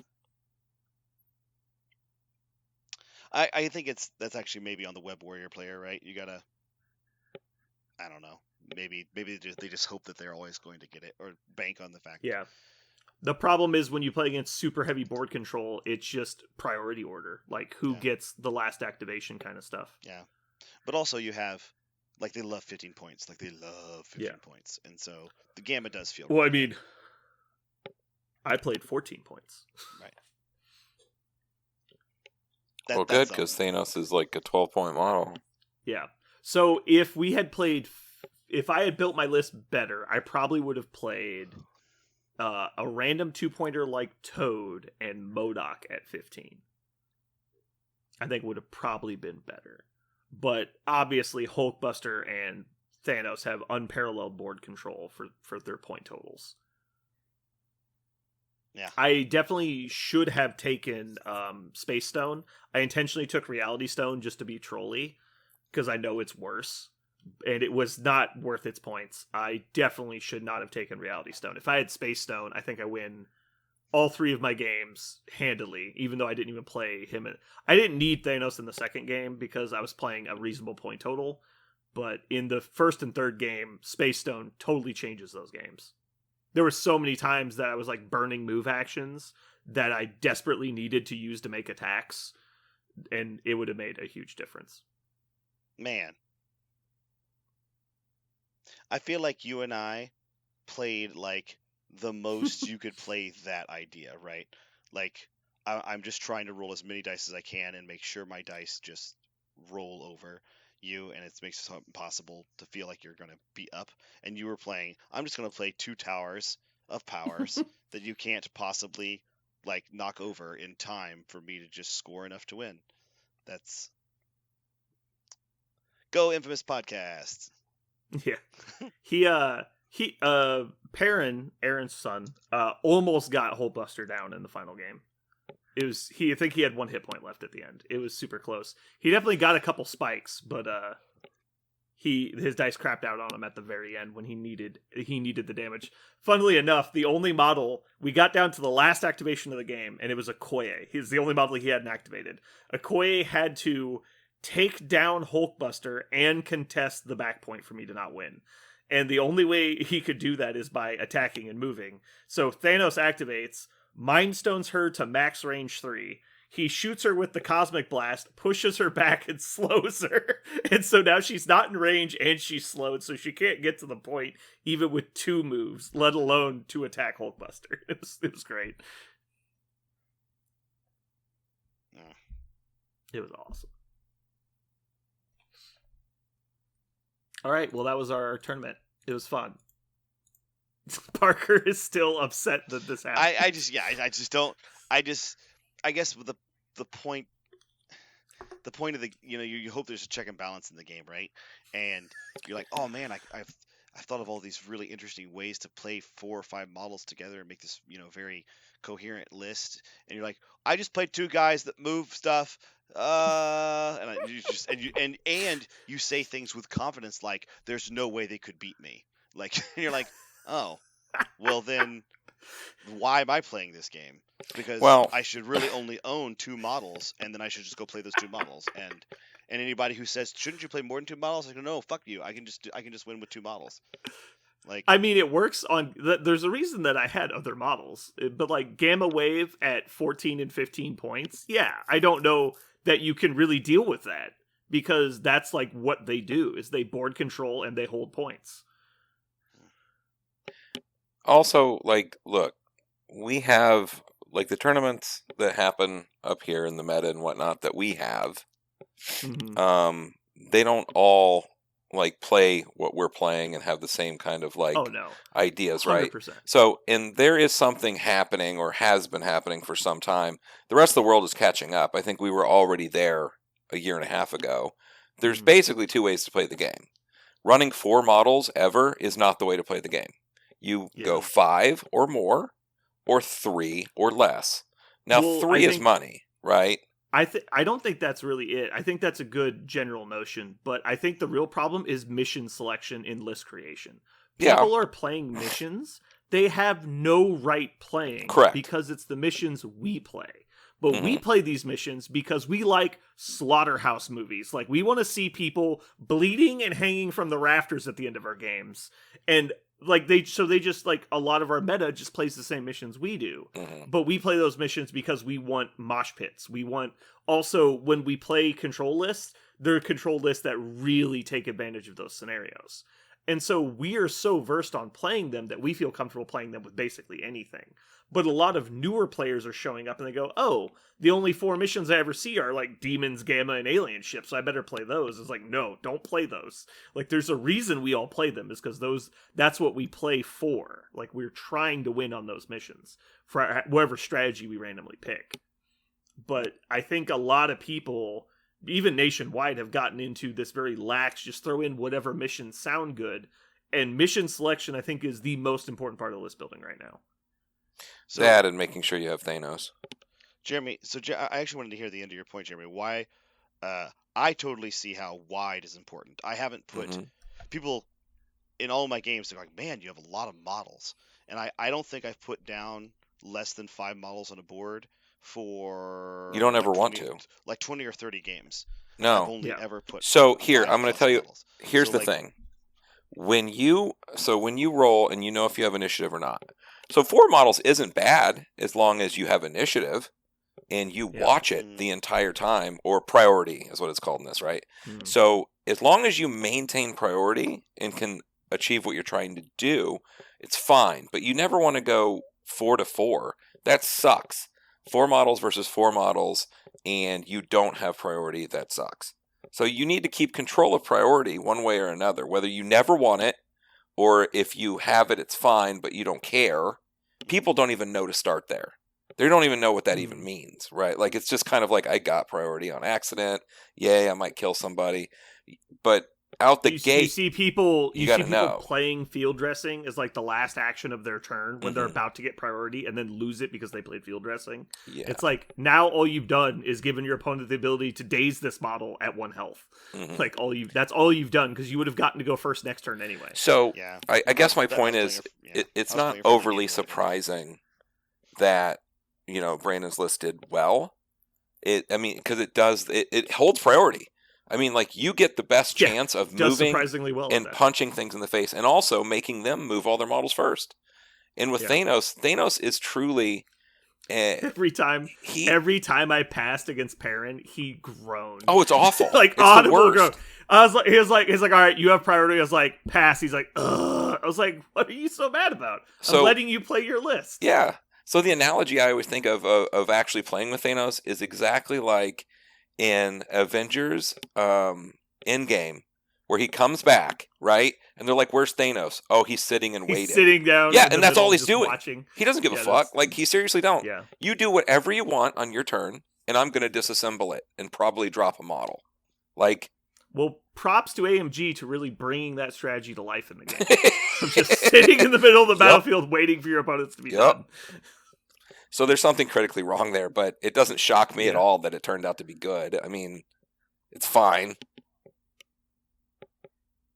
I mean, it's just Thanos being busted. Oh, and back on it, like, I hate when it's 4 models versus 4 models, and somehow, like, I never get priority back. Just like a random thing swings initiative, and you're like, no. It's like, the worst.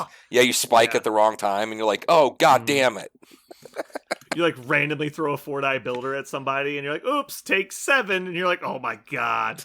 Like, I'm going to lose priority over something so stupid.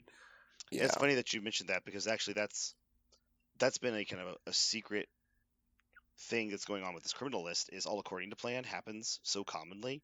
It does, and it does both, right? You're playing 5 characters when I'm normally never getting priority, but commonly I'm just like, oh, this turn, oh yeah, I want priority now, and then you have it. Not only do you have priority, but you go with like 4 models in a row. Yeah. Like, it's the dumbest shit ever. Parker, I cannot fucking wait for you to play the mirror and the guy's shadow organizations on turn 2. Yeah. It's going to be so funny. Yeah. It's like, my list does nothing. This is terrible. Yep. Somebody could play X-Force. Like, somebody could do that. You don't have to play criminals to make your whole army stealth. You could do stealth. Yeah, but range 3 stealth is not the same. Yeah. Dude, range 2 stealth is so brutal. Yeah. It's half the range. It's so oh my brutal. God.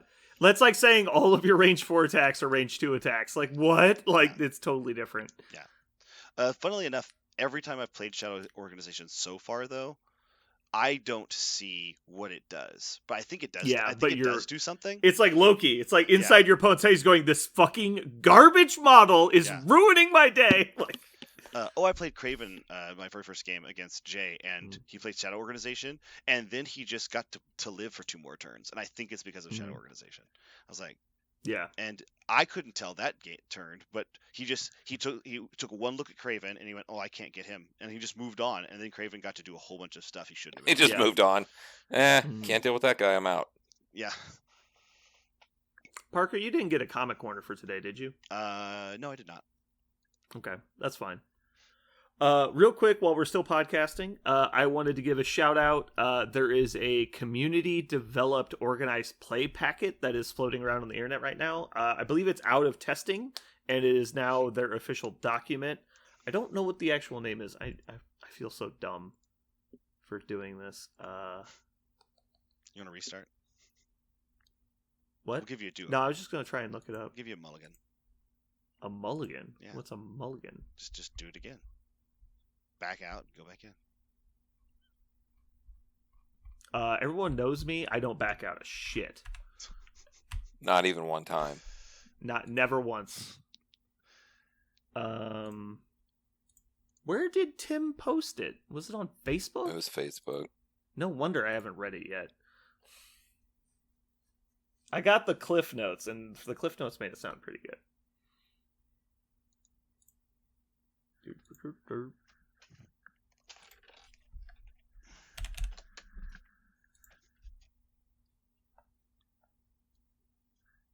Okay, the appears to just be called Standard Marvel Crisis Protocol Tournament Rules.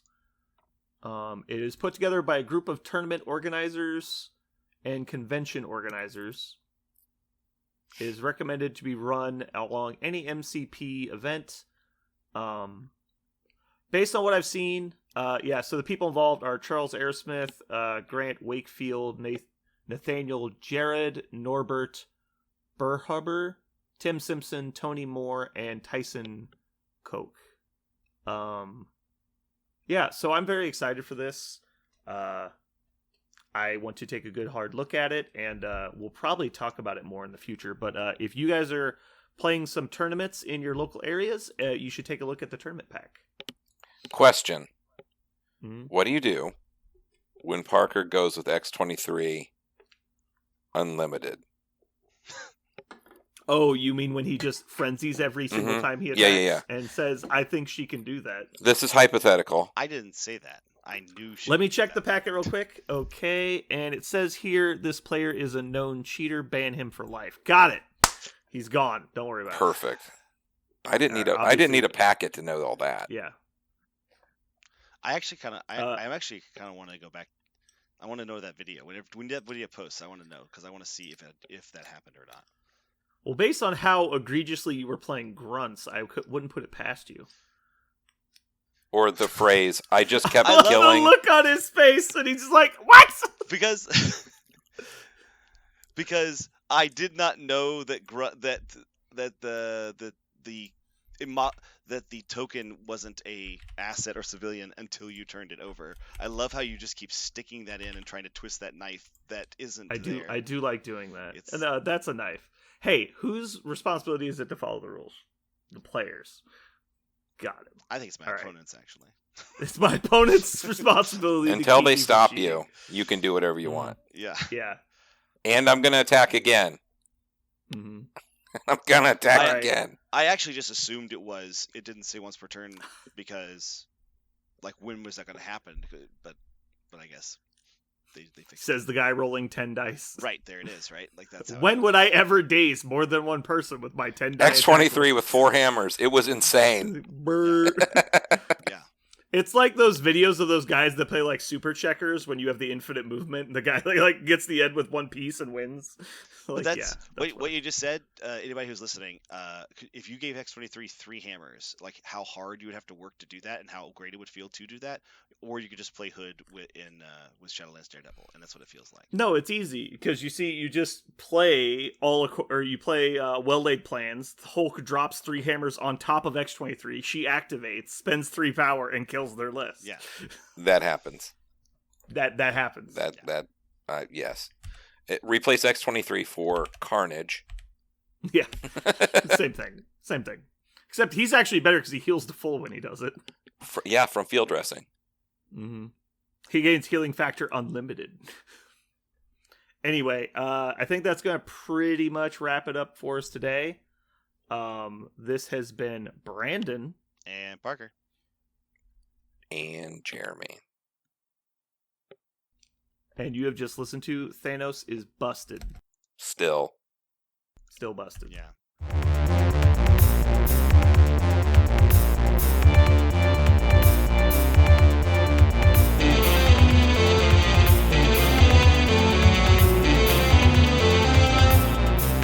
So what are we going to call this thing? I got it. Okay. Incredible, new, fantastic, astonishing, mighty, original, uncanny, sensational podcast. I'm just going to put down infamous.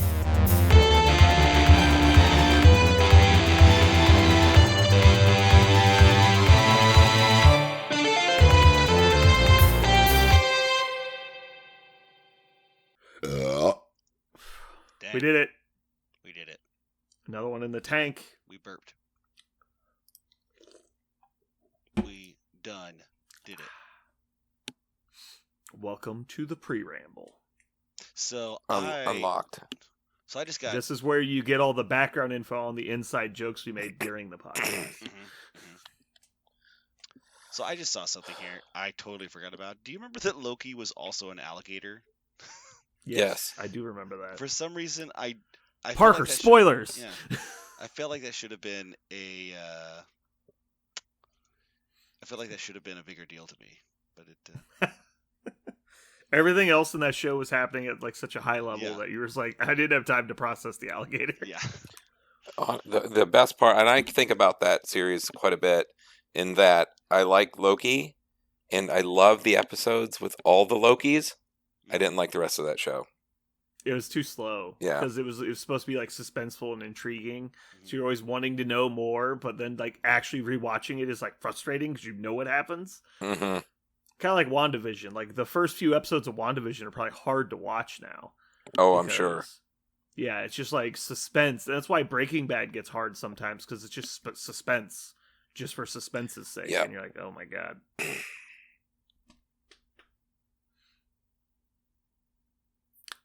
Speaking of Breaking Bad, Better Call Saul is awesome. Whew, it's getting there. I think I'm like scared. on episode 8. I'm so scared. I'm so scared. Things are going to go so that, bad. Yeah, they're going to go bad. Well, we know things go badly, so that's true. We already do know the end. Yeah. Yep. All right. What should we chat about? Well, we kind of chatted a bit already. A little bit. Just a heads up for everybody. At one point in the post ramble, we're going to talk about Doctor Strange. We will give you a warning in advance, though, so you don't have to listen to spoilers. Mm-hmm. It's right now. So we're going to save. Right now, go. No, all the Doctor Strange spoilers will be after a warning, and we were not going to talk about Doctor Strange until then. Consider that your warning. That is your warning. You have been warned. Snape kills Dumbledore. Fuck. Dumbledore. That was my favorite. I loved Harry Potter, but my favorite version of Harry Potter were those dumb puppets. Man, I love those puppets. What? What puppets? Oh, Harry Potter Puppet Pals. You never saw that? No. It was just some fan nonsense, but there's like 4 episodes of it, and it was delightful. And I literally can't I can't hear the words like Dumbledore without thinking about how he says his name in the comic, which is Dumbledore. Well, not the comic, the Puppet Pals.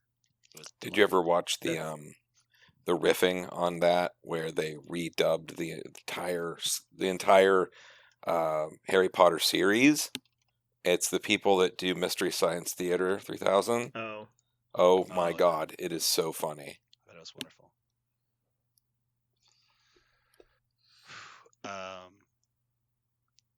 By far my favorite take on it was I can't remember the name of the artist. It's actually it's a ridiculous collection of vowels. Like his Tumblr, I think it's maybe her Tumblr profile is Flockenachin. It makes no sense. But this person made the most wonderful comics featuring, and they all feature like center around Dumbledore.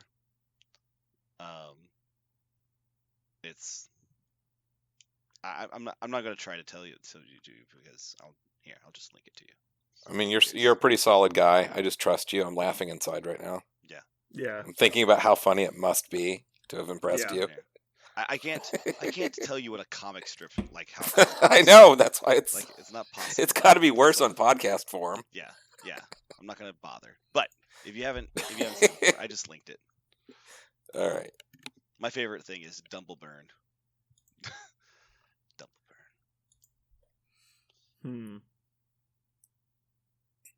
You would like it, Brandon. One of my favorite moments is he hates Snape. Is one of the subtext of the comics. So Snape comes up and says, "You can't just make Gryffindor win the House Cup every year because you want him to." And he goes, "Snape, look at my Phoenix, and you will understand. It's already so weak, and now it's gone. Just like the fuck I give about this conversation." I just love everything. I love everything about it. Always starts out as this really deep shit, and then he just doesn't fucking care.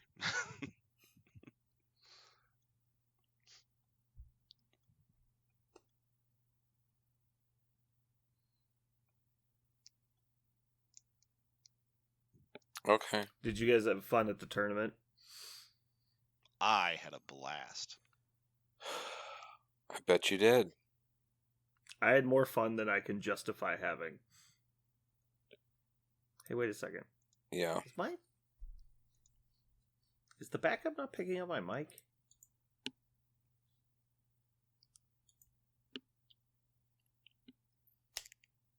You guys can hear me just fine, right? Yeah. Mm-hmm. All right, well, I'm gonna stop You guys are all recording, right? Yep. Okay. Hold on a second. I gotta mess with my backup recording. It seems to not be picking up my audio. Oh, I bet it's because I defaulted.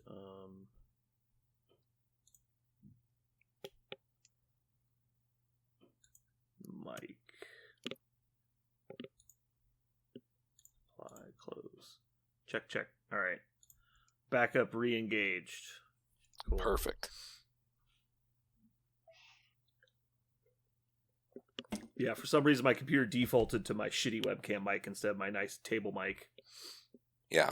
And when it did that, it also did it for OBS. Oh boy. I feel like I'm finally starting to make headway on the giant mountain of stuff. I think I say that every week though. Mountain of what? Like laundry or models or what? Just everything. So I event posting, everything I have to do. Oh, okay. All of the new stuff that we've been doing with the remodel. I lost 3 weeks of basically my life for the remodel, and so that just pushed everything I was supposed to be doing with my work 3 weeks further ahead. So now I just have 3 weeks worth of work to catch up on. I've been catching up on it, but the problem is my life has been 3 weeks, or 6 weeks behind now because I had 3 weeks of the remodel and 3 weeks of catching up on work, and now my life is 6 weeks behind. So I'm trying to catch up on that now, and then all the shit that I do in my spare time that I haven't been doing is just still sitting there not doing anything. Gotcha. Well, going back to what you had mentioned about the tournament, I'm sure you did have fun. I saw you had every large base model in one list. No, I didn't bring one. You didn't bring Ghost Rider? Hold on, are we doing tournament report now? Shouldn't we? No, we're just chatting. I'm just talking about his dumb list. This is super dumb. It was stupid. Oh my god, I was worried I was mocking Aaron's son a little too much. I was a little mean, but it was so funny to me. I was actually rooting for him to beat me. That's how stupid it was. I don't I still don't like that it happened. I don't like that it happened either. Except that I love it. Part of it really frustrates me, and the other half of it just amuses the shit out of me. I think his son's only he only plays his dad, so until he comes to tournaments, he has no idea what lots of things do. So I can imagine. Yeah, basically, Aaron doesn't play Thanos too much. I don't think he really did anything wrong. That was the bad part. The only thing I think he did wrong was he spent power on Black Cat at the wrong time. Yeah. I think that what he did was justified, but he just did it on the wrong turn. Anyway, more to come. Or previously, depending on how you're listening. I looked over and I go, I don't think I can fit that in my case. The thing that I carry around, I'm the amount of space your bases took up was a lot. Did you see my transport? I just literally had them piled up in a bucket. It's a bucket of models. I was yeah, that's taking up a lot of space. That's fine. That's good. Anyway, we should stop talking about the tournament. We're going to give away and we're going to spoil too much. We said we won't be doing spoilers. That's true. No spoilers. Until we do spoilers. Mm-hmm. So what's the next big thing for the MCU?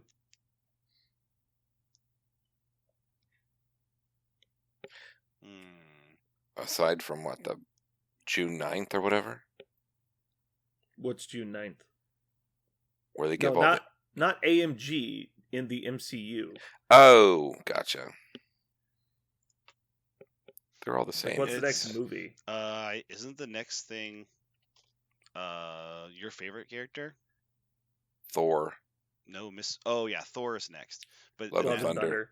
Yeah, but the next Miss Marvel, I think, is the next. television show. Okay, so I've got some free time now. Captain Marvel 2 is on the list. Guardians of the Galaxy Volume 3. The Dumb Pier is on the list. I cannot imagine it's going to be better than the old Blade movies. Quantumania, the Ant-Man movie, Ant-Man sequel. Is that all this year? This is all Phase 4. This is not necessarily this year. Phase 4. Black Panther's like November. Yes, Black Panther. The other shows we haven't seen, She-Hulk is on the list. Secret Invasion, which I think is a animated one again. I think kind of like What If. Ironheart. We know nothing.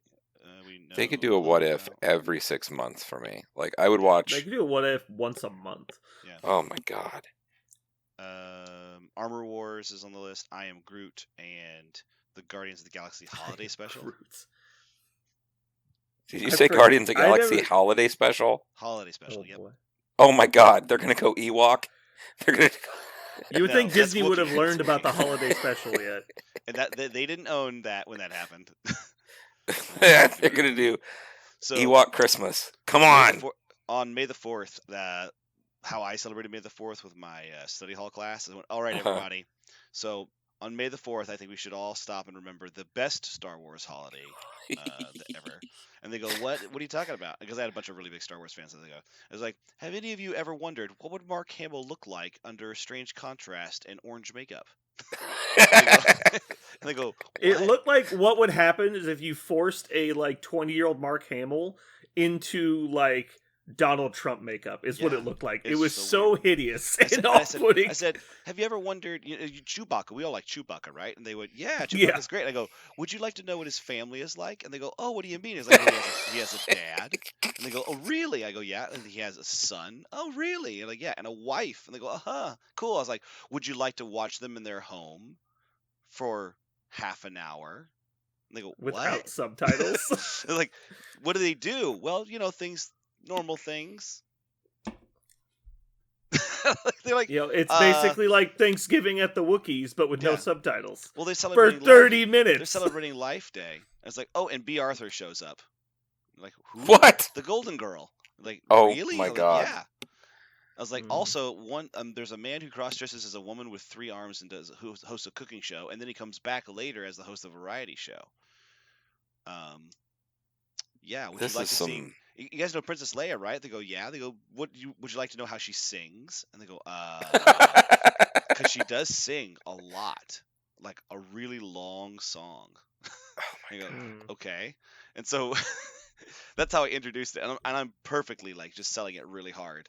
And they go, I guess this is gonna be amazing. And so all right. And so I pulled that thing up on the internet, and we skipped around it. And they go, this is the strangest thing we have ever seen. And I was like, yeah. Isn't this weird? Somebody thought this would be okay. And they go, how? Not only game, but make money. Yeah. Because this is the... You remember earlier when you were like, hey, I'm going to send you this clip, and then we didn't want to watch it? This is why. Yeah. It's because you set people up by watching bad things. Yeah. And the best part about it was that the whole time, they kept asking me questions, but like children do. They're like, why does Itchy want to watch this? Because when he just stops and looks at the little hollow thing, and they just start dancing on his little hollow game board, he's like, why is he just watching this? What does he get out of it? I don't know. So what is that special? What is that one? It's the holiday special. This is the Star Wars holiday special. It's an hour and a half of the weirdest shit you've ever heard. Oh my god! It came out. Did it come out after episode 4, or was it later? I think it was after episode 5, right? It was after Empire. There was a holiday special. You can see the entire thing on YouTube. On YouTube, the entire thing, because they don't bother taking it down because then nobody would ever buy it. Right. Well, it's the story goes, and I think it's true, that George Lucas desperately tried to erase it from memory. Like, you can't. Yeah. He tried to ET video gaming it real hard. Because of just how weird and terrible it is. Apparently, it's 1978 is when it came out. Nope. Yeah, it was right after New Hope. Oh, it was right after New Hope. Okay. Yeah, it was 2 full years before Empire came out. Yeah. So I didn't realize they were so far apart. Yeah, and so Yeah, it's a holiday special in 1978. It starts off with Han Solo and Chewbacca trying to get back to Kashyyyk for something called Life Day, and instead of that being the actual plot, we instead immediately go to his family living on Kashyyyk in just like their living room, and these Wookiees talk to each other for here. Let me just find out. It starts at 3 minutes and 30 seconds, and they don't have another character show up for 9 minutes. So for 9 straight minutes, it's just Wookiees talking in an unintelligible language about things that they're doing in their house. Just average daily life stuff. Could you imagine, like, Jeremy, think about the inane bullshit you talk about when you're getting ready to have company come over. That is what they do for 9 minutes. It's as if you're just like a fly on the wall. In this it's like tuning in to one of those like Spanish daytime drama like soap shows, but not speaking Spanish and not having subtitles on, and you're just like people having a conversation for like 12 minutes. You're like, this is riveting. It's like, what are they saying? I have no idea. And then they call, and then for some reason Luke is called on this video thing. Yeah. And so in the weirdest shot, like, okay, so what you're looking at right now. So this is what Luke looks like. The camera goes way up high. We have to describe it. Yeah, we have to describe it for their listeners. So the camera goes way up high above his head, like probably 12 feet off the ground. And he has to look up high into it. R2-D2's behind him, and he's like in a hangar repairing his X-Wing. And he just kind of talks to them, but it's a totally one-sided conversation. Because remember, they are only speaking Wookiee. And sometimes he says things like, oh, you know what, you're right. But he doesn't elaborate on what they're right about. He just keeps talking. It's like they forgot to put the subtitles in. Yeah. That's what it seems like to me. Like they got to the end of it and they literally ran out of money and they couldn't afford to put the subtitles on and they released it anyway. And halfway through they realized it was awful and then just didn't bother. For some reason, I don't know if Luke had like tuberculosis or something like that, like if Mark Hamill had some sort of terrible lung infection, because they put like a cake of makeup on his face. Oh no, he was in a car accident. Is that what it was? Yeah, he was in a car accident 2 weeks before. Oh, that's right. And he had to have surgery on his face. Right. Yeah, so his whole face was swollen. They literally had to paint him like a clown to get him on screen. It's like somebody used flesh. They were in a hurry to get it out for Christmas and for Thanksgiving. They were like, "Oh, we got to rush this out because it has to come out in like 3 weeks." Yeah. They just like threw makeup on him and they couldn't have time for because his eye was all like black and blue, and so they have a ridiculous amount of eyeshadow. So he looks like a doll. Yeah, he doesn't look like a real person. Right. It looks like if you're trying to describe to an alien what a human should look like, and the alien made this. Like that's what. Yeah. It's weird.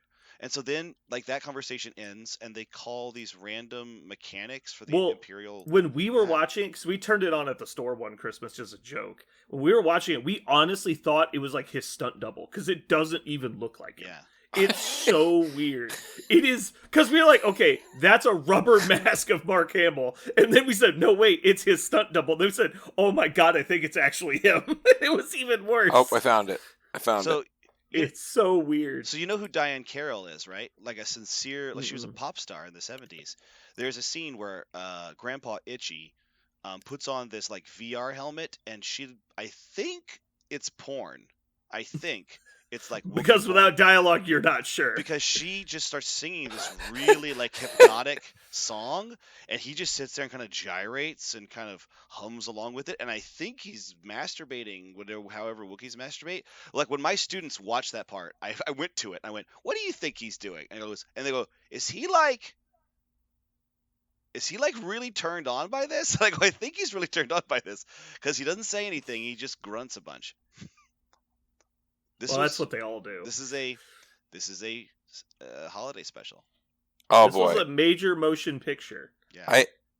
I can't even I'm watching it right now, and his face is horrifying. I will not be able to sleep tonight, knowing that this exists. All of the lines from Deadpool 1 when TJ Miller is staring at Deadpool, it's like, you are haunting. Yeah. All of that applies. to Mark Hamill in that movie. So B. Arthur, B. Arthur, famous comedian, comedic actress, done a lot of stuff, been around the block for a long, long time. She's very well known for her singing voice, right? No. No. She sings an entire song. I found her. A cantina. I found her. Here we go. Yeah, it's a long musical number.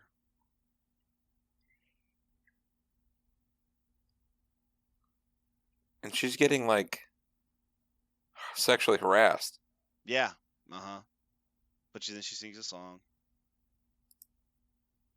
Yeah. Honestly, I honestly don't know how it ends, other than Leia sings a song for no particular reason to a bunch of Wookiees dressed in red robes. Well, without dialogue, how would you know when the plot has been completed? It's just kind of tunes there is out. a big culminating scene that I've never chosen to watch because I feel like I will lose something. It's kind of like mercury poisoning. Like my life will get shorter if I see this. Oh, also, the boy. The boy, what's the boy's name? Is the boy? No, it's Grandpa Itchy, right? And the boy's name. I have no fucking idea. The Wookiee boy. The Wookiee boy's face is haunting, and this was in an era of television and movies where commonly they would do really intense close-ups of faces. It was just something they did. It was just something that happened a lot. Like if you watch episodes of Gunsmoke and that kind of stuff, they'll have these really close-ups of it'll be just the top of their clavicle and the top of their head, that's the whole shot. And his son, when there's that intense close-up, he just looks fucking creepy as shit. At least the other ones, yeah. Oof. When they're talking, you're absolutely right. I mean, it is hilarious in the fact that they're and they're arguing a little bit and they're just going at it. And there's no fucking clue what they're talking about. A full-ass dialogue. No, they're not it's not grunting and pointing where it's you can kind of get the idea what they want. It's no, you're just completely lost as an audience. And you're I don't know why this would be interesting. More interesting than Han Solo and Chewbacca's trip to this place. Instead, while we're waiting on Chewbacca, we're just going to watch a scene that we cannot comprehend for no apparent reason. That's right. His son's name is Lumpy. I went to the opening credits to find out what his son's name. Yeah, the character names are Mala, Itchy, Lumpy. Yeah. Yeah. What a weird even then his name is Chewbacca. Obviously, it means the something. entire band of Jefferson Starship is credited in the movie. Yes, they are. The entire band of Jefferson instead of Oh boy. They also do an animated part that goes straight up heavy metal, animation style, straight out of that super trippy animation style. They've made a lot of choices, a lot of artistic choices. Yeah. Not all of them work out. All right, we got to stop talking about this. This is so stupid. I feel like there's a bar trivia just waiting to happen that someone's gonna score extra points because of this. Mm-hmm. I know, Lumpy. Check. Lumpy. But at any rate, I think the next the Star Wars Holiday Special, what was the name of the character that masturbates in the corner during Thanksgiving dinner? That's Itchy. Jesus Christ. Nailed it. Fucking got him. And everyone in the room just looks at you how did you know that? Actually, it was just a random guess. It was just a dart in the dark, and I got it. Yeah. On one. It's that scene in The Office when they go to trivia night, but they send two teams, and there's the A team, and then there's Kevin's team. And Kevin's team ends up winning, and so they go back for another round of bar trivia the next week, and they don't get a single question right. Oh my god. And they're oh man. And then they just leave in shame. Apparently, something they're also trying to announce soon is Fantastic Four, apparently. That's also part of Phase 4, but I don't know how close they are to that. Not we'll have to wait and see. That. I know we're jumping right back to the original point, but yeah. Okay, all right, let's get this boat rolling. That's how boats work. I was gonna say that's what it felt like so far. That's what the Star Wars Holiday Special feels like—a rolling boat. So the Wookiee Christmas one was like a different one. No, that's it. They're not on Endor. It's like Endor Christmas or something. Wookiees don't live on Endor. Exactly. Ewoks live on Endor. Oh, yeah. Ewok Christmas. That's true. Yeah. There might have been Ewok Christmas, and everyone on the planet Earth has blocked it out. Oh, right. I think you're right. There was an Ewok holiday thing, too. Yeah. It was it was shorter. Yeah, like it was a half an hour one. Uh-huh. And there was no Chip or Grindy or Thumpy or whatever the fuck they're called. Yeah. Sleepy, Happy. Horny. Yeah. Grandpa Horny in the corner. Grandpa. Uncle Touchy. Mm-hmm. Okay. All right, well, let's get into it before we get any more off track. Are you guys ready? Mm-hmm. Sure. Oh.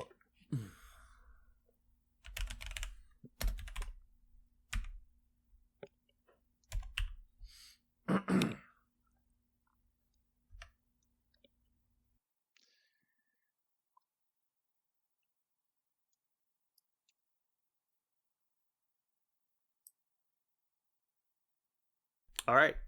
We did it. Podcast over. Man. Except, do you have anything you want to talk about before spoilers? I'm going I signed up for the Kansas City Con tournament. I can't remember the name of it right Show now. Me? Yeah, Show Me. Yeah, I'm going to The Show Me Showdown? Yeah, the Show Me Showdown, that's $25 the ultimate for 3 show rounds. Me of Ultimate Showdown. Yeah. What for my $25? Are they gonna what? Like That's what I said. As soon as there's a lot of knob polishing in the back. Yeah, as soon as I saw that, I was like, $25 for a tournament. I better see titties. Like there better be. Yeah, there better be a lot. Oh, you'll see titties. It'll just unfortunately won't be the kind of titties you want to see. Precisely. I was looking. I was like, man, I feel. Oh, I mean, there'll be ass cleavage. There's always ass cleavage at these There's things. a lot of ass cleavage at these events. Yeah. I actually don't need that. What I need is like swag. That's what I hope for. I just need swag. Yeah, unfortunately, there are all these small cons. Like cons used to be a big deal. Like right, you went to like Chicago or New York or LA or Las Vegas or Dallas, and they're always like a big hotel, and they had like all these prizes and everything, and they were like $40, right? But over the last like 3 to 5 years, all these little pop-up cons are showing up, but because they're not big enough to like sustain their like longevity, they have to overcharge event entry. And it's like even Warfare Weekend, it was like $80 to play in a 4-round event, and there was no prize support at all. And I was like, what? Like, what are you guys doing? And then, so like, it just seems like every other month there's these little cons that have like this expensive like buy-in, and they don't give anything back. I'm like, yeah, I want to go play with new people and stuff, but like between gas, hotel, missing time at like either work or home, and then paying for event entry just to spend my whole day playing in a tournament and drive back, like it's like, dude, that's several $100s to go play a few games. Like it's getting less appealing by the month. You can get 4 Black Order models for $30 cheaper, Brandon. You selfish son of a bitch. Yeah, I know, right? That is selfish. Mm-hmm. Give them money. I'm gonna talk to John and see if the event is going to at least have some trophies or something. I'm gonna be pretty sad if they don't. Yeah, it just feels like cons are becoming a way to make money, and I really don't like that. Because like, if I wanted to spend money, I would just do it in a different way. Anyway, if it was 4 or 5 rounds, that would be so. I don't know. I have trouble with a 3-round tournament for $25. Even though I signed up, I mean, yeah, I'm in. Yeah. All right, you got me. Parker, fine. Are you gonna go to Bug Eater? No. No. Just hard no. No. Basically, every single. You haven't been allowed into Nebraska after the incident. Yeah, but almost every single weekend of this summer is taken up by stuff. But I have carved out precisely the KC1 and our local geekery tournaments.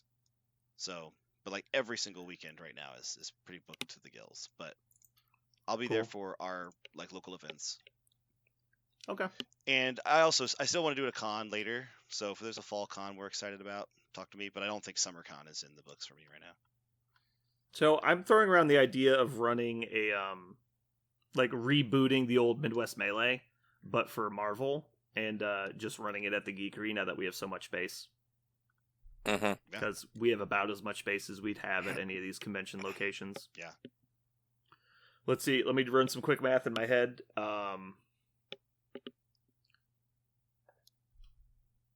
Without putting out table overlays, so not pushing white tables together and putting tabletops on top of them, we could fit 76 Marvel tables, or 76 Marvel players in the Geekery, and also run a Magic tournament at the same time. Now, we don't have that many mats or terrain pieces, but that would have to be a whole different thing. Yeah. All right. So we're going to move on to our next segment, which is going to be known as Spoiler Zone. So we're going to be talking about the new Doctor Strange 2 movie, The Multiverse of Madness.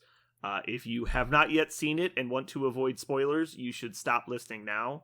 This should be the last thing we're going to talk about before we stop recording. So, goodbye. Goodbye now. Goodbye. Unless you're here. You guys ready? You guys ready? Unless they're still here. Then takes. Are they still here? Spoilers. All right. First spoiler, Snape kills Dumbledore. Second spoiler, Old Yeller dies.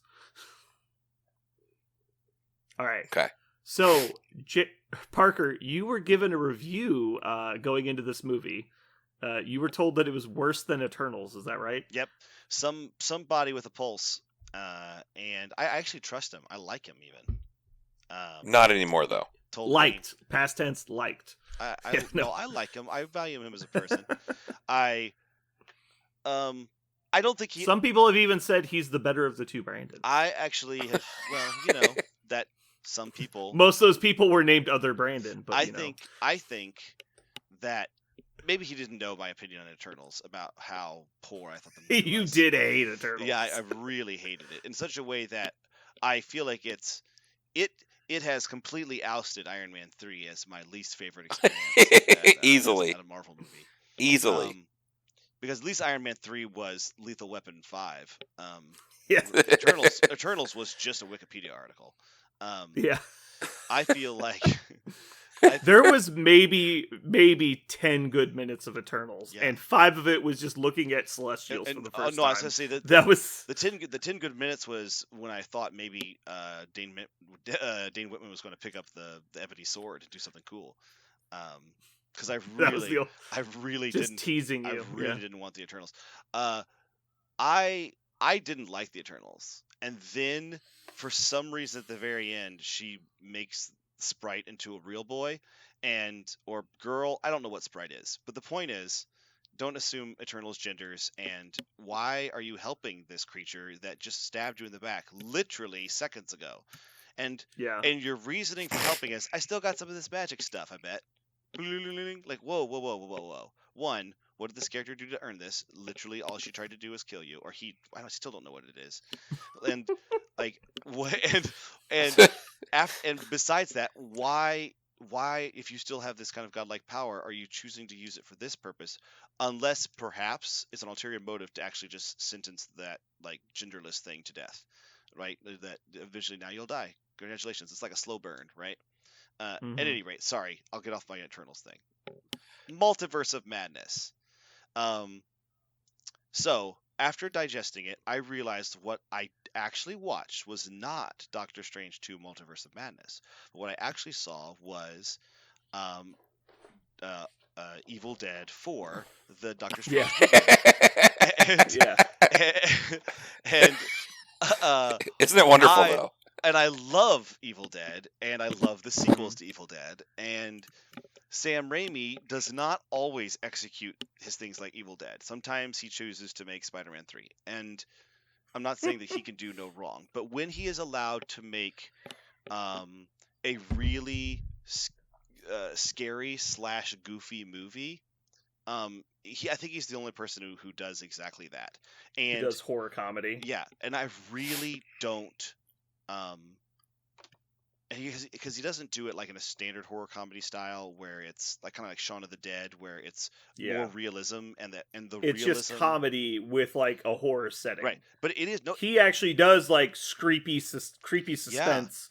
With comedy mixed in. But it is goofy, right? It's goofy. Yeah. Like the zombie Strange is just it might as well have been, what is Bruce Campbell's character's name in the Ash. Ash. Like it might as well have been Ash, right? It looked exactly like Evil Dead Ash.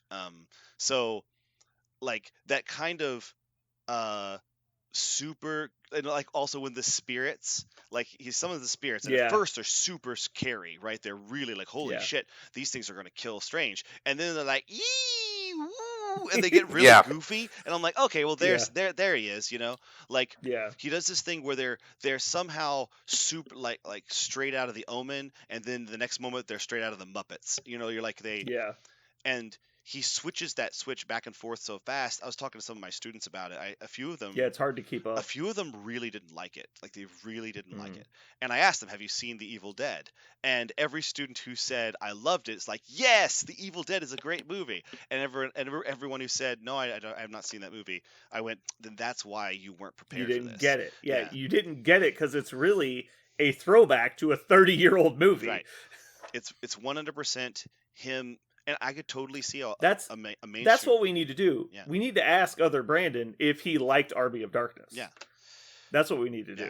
Because Army of Darkness and Evil Dead, what they did was they did something that some people hate. Like there's a cult following for it, but the reason why that there's a cult following for it, and it's not a mainstream following, is because you either like horror or you like comedy. And when you juxtapose a goofy horror, when you put those two things together, it is so thematically what's the word? It's so thematically divisive that it does undercut both.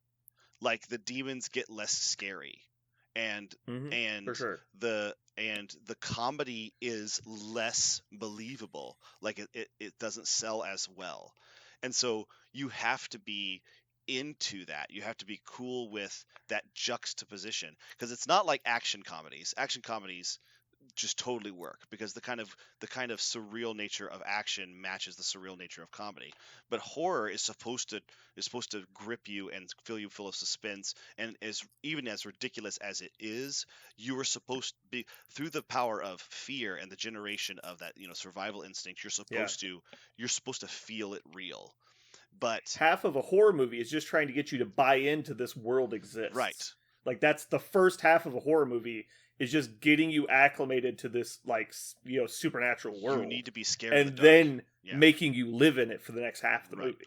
And this movie did barely spend any time with world building. They just assumed you'd already seen this stuff, and so they identified the bad guy. They identified Scarlet Witch as the bad guy in, I think it was minute 4. It was pretty quick. God, it was fast. Well, it was probably more like 15 minutes, just because of all the... Because there's the first opening scene with the other Strange, and then there's the squid fight. But it's right after the squid fight. She's the next character you see. Well, you say that, but again, what you're talking about is the 15 minutes of non-stop, high-paced, high-risk action. It's all about... I told you guys... I would accept less than 100 words were spoken before you realize that she's the bad guy. Yeah. Jeremy, one of the things I told Brandon is at 2 points in the movie, I was actually pulled out of the movie. As gripping as it was, I was pulled out at 2 points because my heart was beating so hard, and I realized it had been doing that for so long. It was starting to get kind of exhausting. Like I was finding myself like, oh Jesus, I felt like I had been like underwater, the feeling where you go underwater for too long and you come up, forget a little bit of air, but you have to go back down really fast, and you're okay, but you are not getting enough oxygen. That's what I felt like twice during that movie, because of the intense amount of terror I was supposed to be under all the time as they were running from Wanda. Wanda's established as unstoppable force really early, and she never stops the entire time. And now my only criticism of the movie, and I don't think Brandon has this criticism, maybe he would agree, I don't know. But my only criticism of the movie is they're really smashing with a giant mallet the whole time. Wanda, your kids wouldn't want this. Wanda, you're being a monster in a way a mother could never be a monster. Like, you're sacrificing things for the sake of two children that you don't even know, and if they were here to know, they wouldn't be able to stomach it. Like, and they're smashing that with a hammer over and over and over again as Wanda just keeps compromising more and more ethics for her, seeking out this fantasy. And the fact that she gives up and she acquiesces to the defeat because she finally does have to come face to face with the children, that happened so fast, and it was after almost 2 hours of her. Every single time somebody brings up your kids wouldn't want this, she immediately goes, "Nope, fuck you!" Like, I never saw. Yeah. I think on second watch, maybe I'll find it, but I never saw a moment where she doubts it or thinks about it, or maybe you're right. Maybe they wouldn't like this. I didn't see. There's two things. You saw it twice. Did you see something? Were there clues before the final scene? No, well, first of all, this is just movies. The bad guy is always completely absorbed in the ends justify the mean logic until they get to the point where they finally can look at it from, I don't know, like a third person point of view. When you can take a step back and look at everything you've done and officially see like the line you've crossed, because she was 100% bought in, right? That everything she was doing was worth it. And I'm willing to believe, because I mean it's a movie, right? It's fictional. Like there's no way that people would believe that the character that was in Age of Ultron is capable of these things, right? Or WandaVision is capable of these things. She believes that the world she's leaving this world behind one. So anything she does here is irrelevant. She's moving to a new world where she's going to create basically a paradise for her and her family. All of that stuff, fine. You can say it's like, well, none of the stuff I do here is going to matter because none of it's going to follow me to the happy world I'm going to live in. Mm-hmm. And I've known enough people that are delusional enough to believe that kind of shit. Mm-hmm. So I can believe it a lot more than I think a lot of people. And I think there's unfortunately a large percentage of people that can compartmentalize to that point where it's like, oh, it's okay. Like think of, well, like, there's actual bad people in this world that go out and hurt other people for the well-being of them and theirs. And so, like, the compartmentalization is very believable to me. Oh, no, like... But in the movie specifically, they sold it as the Darkhold has corrupted her over the last 6 months to a year that she's had it. And so, she's basically, throughout the course of the movie, in my opinion at least, she's supposed to be enthralled by the Darkhold poisoning her mind. And it's basically draped a shroud over all of the morals that she's supposed to be held in check by. And then at the end of the movie, seeing her kids' reactions to her is what pierces the veil. And then she comes back to herself and realizes how far she's gone. Just like Other Strange, when he caused the incursion, it was enough to let him see what he had done and come back to himself and break the spell, basically. Because it's just like the Book of the Evil Dead is corrupting whoever is using it. It's taking you past the point where you would have any reservations. That's the way I saw it. Yeah.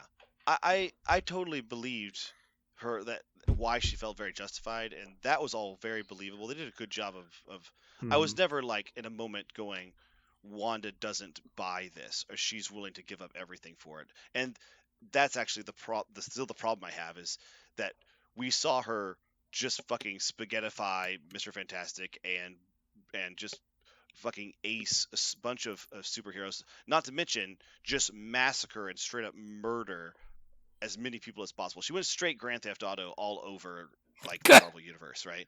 And so when you're doing that, you give up all of it, right? Like you said, like complete delusion.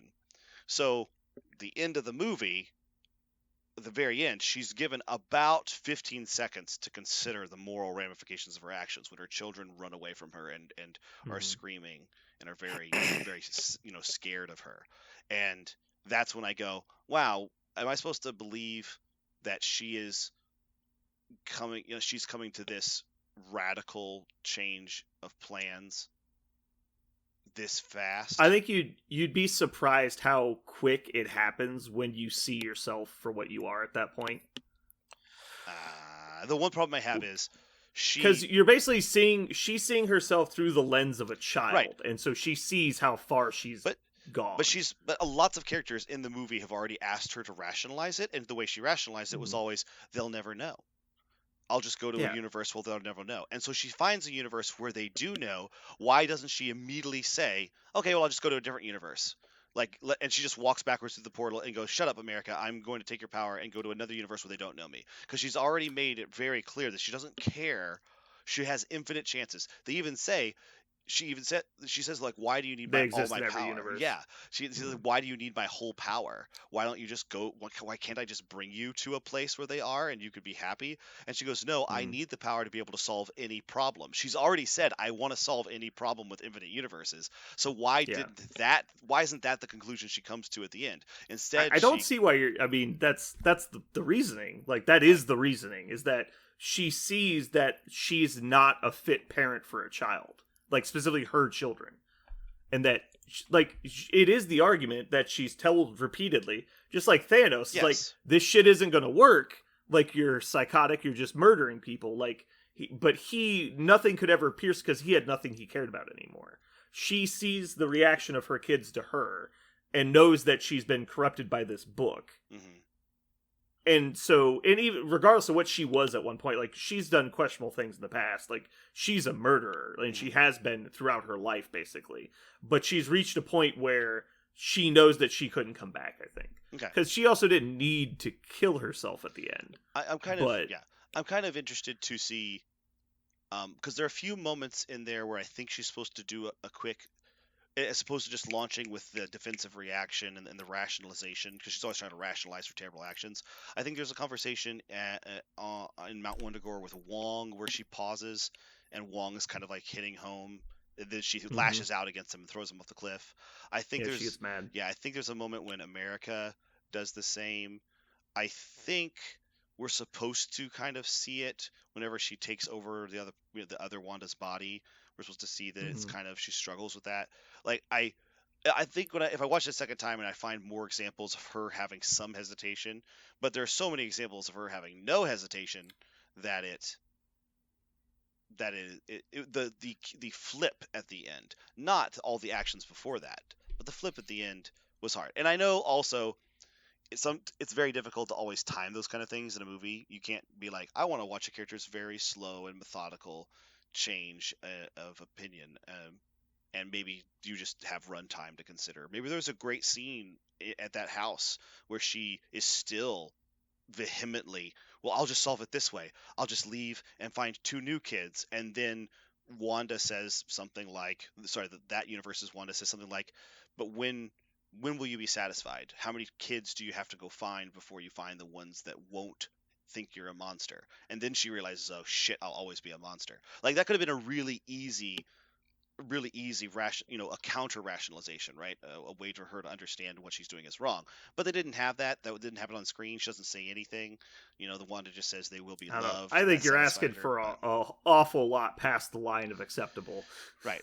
Like I said, you'd have to. That's not the right medium for that. Like, you can't have like a 10-minute exposition in a movie between 4 emotional people. No, I don't think I think it would have taken 45 seconds. I think I could write 45 seconds of dialogue that would help me explain what's going on in Wanda's mind, as opposed to just, she kneels down on the ground and she says they will be loved, and she's satisfied with that, and she turns around and walks back through the portal. Or rather, America closes the portal. I paid really close attention to that scene, because as soon as the kids were scared of her, I was like, okay, here's the big catharsis. Here's where she realizes she's a monster.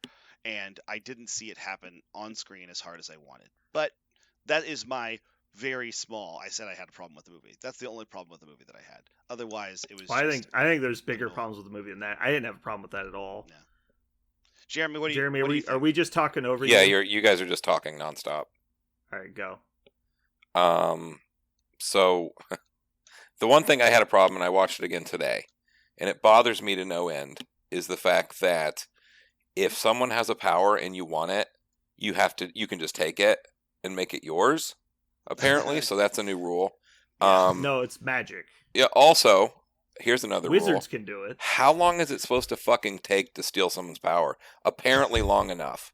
I didn't like that either.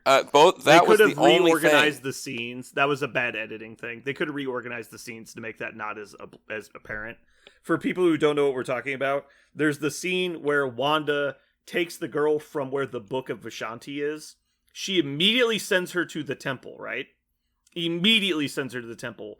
Doctor Strange has to wake up in the new reality, walk across New York City with his girlfriend, meet the other Doctor Strange, have their discussion, fight him, win the fight, bring his girlfriend up, explain what he's doing, inhabit the other body of Doctor Strange, dig him up out of the ground, teleport to the mountain, which is like 100 yards away, then fight the spirits both in that reality and in the other reality, absorb them into his own power, turn them into a cape, and fly 100 yards and fight the demons before Wanda's able to steal the girl's power. Yeah. Is this a 6-month kind of absorption that we just don't know about? Yeah, no, and that was the weird thing, because she starts the absorption in Camertage when Wong is defending her, like you were going to be able to complete this in 10 seconds, or is Wong just going to sit there and watch for the next half hour? Turns out you can just wait. It's fine. Yeah. All they had to do was, like, the Wanda grabs her, right, and then pulls her back through the hatchway and drags her back through the tunnel system, and then while that's happening, Strange is getting to the other sanctum. And then about the time he starts the spell, she gets put to the portal going back. Like, it could have just taken Wanda a while to get her to properly open the portal, and it would have fixed it all. But because it's such a simple, like, plot timing fix, it's easy to look past. But yeah, it jarred me in the moment that it took forever. And it's like, but also, they go through the trouble of showing her that she hasn't started the process of stealing her power yet. But I was like, what were you doing for that half hour? Mm-hmm. Just chatting? Like, just drawing pictures on the wall? The Scarlet Witch is an incredible nexus of power, but she also has to take shits. Like, maybe she just had to get a big stomach ache. All right, so before you guys get into it again, I'll give you one more thing. And here's the deal. I'll put this movie in the top 10 of all the Marvel movies. It's fine. It lands somewhere in there for me. Probably not top 5, but somewhere. We should really go through. Yeah, that'd be cool. But one thing I did not like, when new ones come out, we can plug. Yeah, so it felt very Sam Raimi, and it felt very weird for a Marvel movie, and it felt very weird for Doctor Strange. When they had the music fight off, that was ugh. Like, I was like, what in the fuck? Like, you didn't like it? I did not enjoy that. I thought that was Parker stupid loved as it. fuck. I really liked that fight. I thought it was great. We already decided in the Marvel universe we use circles to fight with or glowing circles red and orbs. Kaleidoscopes. Yeah. That's all we're allowed to fight. That's it. I love that. I love in the Doctor Strange movies. There are no rules whatsoever. Like, none. There is not. No, I think I like that specific fight for one reason. I wasn't a huge fan of the way down. It was kind of corny and cheesy, but the one thing I did like about it is that magic is whatever the fuck you want it to be, and they just officially said that. Oh, like you can fight with magic however the fuck you want to fight with magic. But there are certain rules, like if you throw music notes at one guy, the other guy has to use music notes to defend. And if like big bass notes interact with like orchestra notes, then they create this conflagration, and you have to hold on to it unless you use a harp note, and that makes all the other notes explode. Like, none of that made any sense. Well, it's just abstract, right? Yeah. It's because they're fighting with magical energy, and it just took the form of notes, and sound. Sure, but at one point he shot a giant energy hydra at the Scarlet Witch. I know that was super cool, by the way. And so this is what I wanted with the first Doctor Strange movie. I want all different kinds of cool magic that you could use, and all they used was golden circles and fucking kaleidoscopes, and I was so mad. I was like, these are the worst kinds of do you know Do you know how much they paid for the Inception software? Like, how much they must have spent on that movie special effects just to fucking make broken glass on screen? I'm like, fuck this movie. Also, I'm so mad. Like, for example, they have Doctor Strange can shoot energy hydras out of his hand or use music notes as weapons, but he has to fist fight Mordo because Mordo wants to hit him with a magic sword. Like, I'm gonna come get you with a magic sword with my hands. Wait, what? When he fights Mordo. No, in the he was room. wearing. Oh, you saying that Mordo didn't? Yeah, Mordo was like Mordo said, "I'm gonna come at you with my magic shoes and my magic sword." And as soon as Doctor Strange puts a little cuff on him, then he can't use his magic sword anymore. I'm like, why are you even bothering with the magic sword? They explained that. Oh, you're saying that he never should have used the magic sword. But that's what I'm saying. I'm making sure you understood the cuffs were no magic cuffs. No, the cuffs were no magic cuffs. No. Okay, I'm just making sure you noticed that. I'm talking it sounded like you didn't realize that. I was like, what the fuck? I'm talking about the fact that magic doesn't follow any sort of sense. He taunted him. Like, he taunted him. And yeah. But Mordo's known for being quick to anger, and also we've never seen Mordo shoot magical energy. Maybe he can't. But here's the thing. Maybe he can only do melee range in the magic. Fight. For another good example is in the kind of magic you hate is all they used in the fight against the octopus creature in the beginning, right? It's all like mystical lassos and mystical axes and mystical swords, and they never actually shoot any beams or anything until he just lights them on purple fire. Why didn't you do that? Green fire. Just use the fire. Why were you using the fire? That was the last thing you tried. I think it's because Doctor Strange in the comics, he never hits anybody with a thing. He actually has some magical items that he uses sometimes. Did you? No, he used the axe in the movie. He did. He conjured against the squid. He conjured it though. He didn't. So? It wasn't an actual. He conjures his clothing. I think it's okay to conjure an axe. No, what I'm saying is, I think it's weird that he conjures giant beams and mystic fire a lot in the comics, and he has an actual magic axe that he can use, but in the MCU they flip it around, so he conjures like magical constructs until he wants to light things on fire or use giant mystic hydras or lash the two hands that grab the spear. I'm like, why haven't we been using these two giant fucking hands? Cat head thing. Yeah. The cat head was super cool. Yeah, he uses he uses all kinds of stuff in the squid fight. Yeah. And you're like, he only used the gold stuff. But no, he does a couple times. Wong does. Wong does, but Wong never does anything else. Yeah. I think they're trying to show that he's gotten so much better at magic from the last movie to now. Because also in like Endgame, he was using like tornadoes and green fire and shit. And it wasn't just the golden rings that everybody uses. I think they're trying to show that he's learned a lot more stuff than the other wizards, is what they're trying to show on screen. Mm-hmm.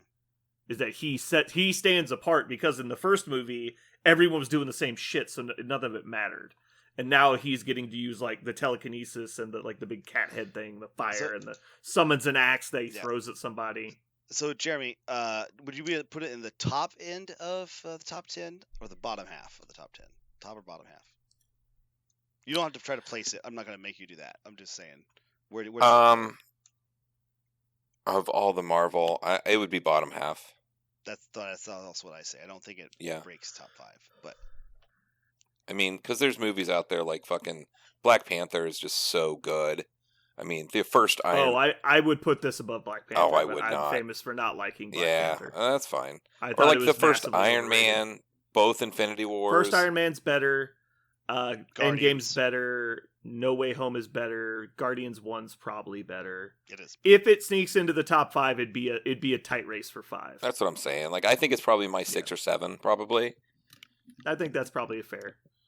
The other negative I was going to point out is that Scarlet Witch is running on her cut up feet like it's Die Hard when she can fly. Yeah. There are a couple things like that. Yeah, that's not there's a couple weird scenes. So I actually was totally on board with her feet getting cut up because she's walking around next to the broken glass when Professor Xavier like locks her mind up, and so she's just standing on broken glass for 5 minutes. It's like, yeah, her feet would be cut up. That makes sense. But then she's like running on them, and I'm like, well, maybe she can't control her flight very well. You have to or maybe they're trying to show that she was starting to get tired because like she has a limit, and so because. Generally, from like the big fight with the Illuminati, she looks noticeably worn down compared to the later stuff she does. And obviously she got kind of banged up in that fight, but she wasn't like noticeably injured. Yeah, that fight with the Illuminati was that was when you're talking about like a movie feeling like a graphic novel. That's just straight out of a graphic novel because writers love to kill characters when it doesn't matter. Like they love to make it happen when it doesn't matter. It's like, is it none of this matters? Everyone dies. Everybody. Shock and awe is like the goal, right? They want them to die in the most brutal way possible, and that was exactly what they did there. That whole sequence of that fight is just so brutal. I do want to give huge props to the movie for properly showcasing Blackgar Boltagon in the most true to character way ever. He's just a giant fucking derp. It was completely... Are we supposed to take this serious? He's got a fork on his head. Shows up, gets ridiculed, kills himself by accident. Perfect. Fucking nailed it. What a useless piece of shit.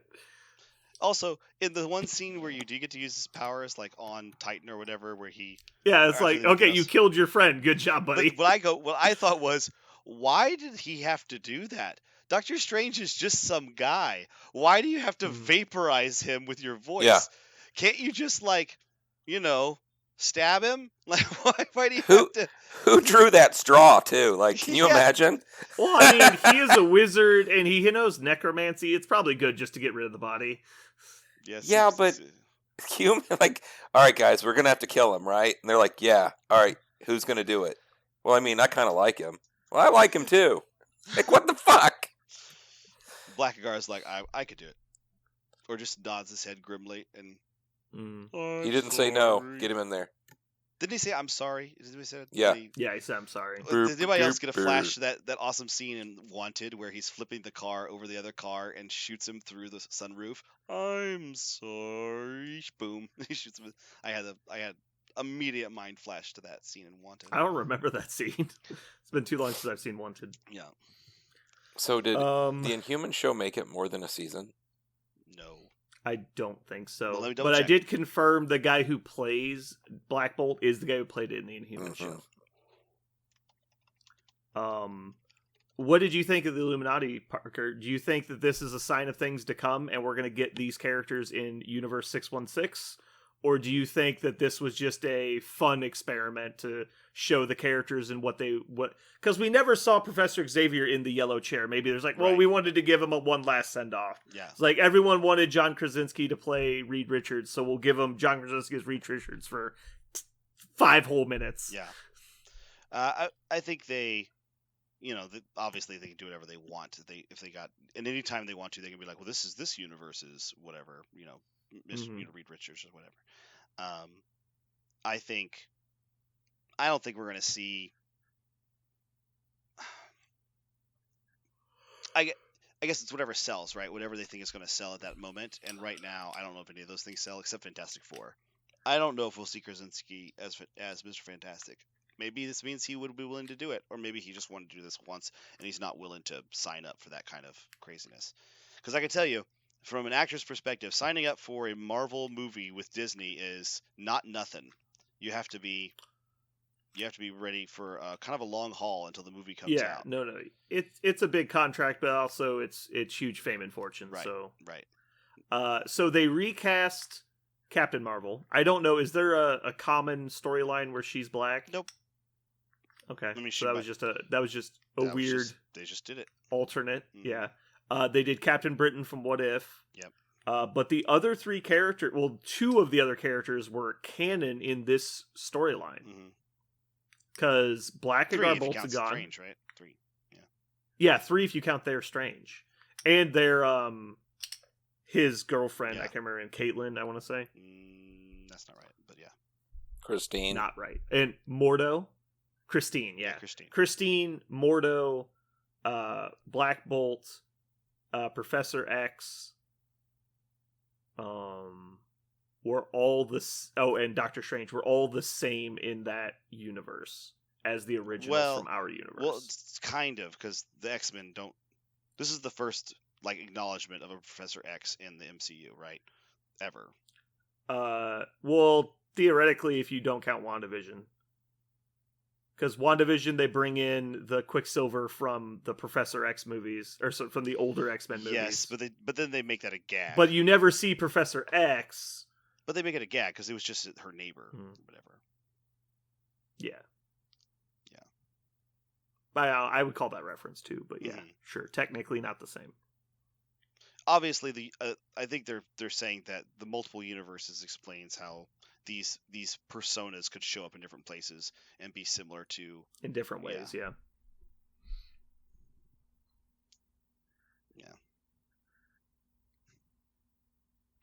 Anyway, I think this opens up precisely nothing, and what it does is it excites teenagers.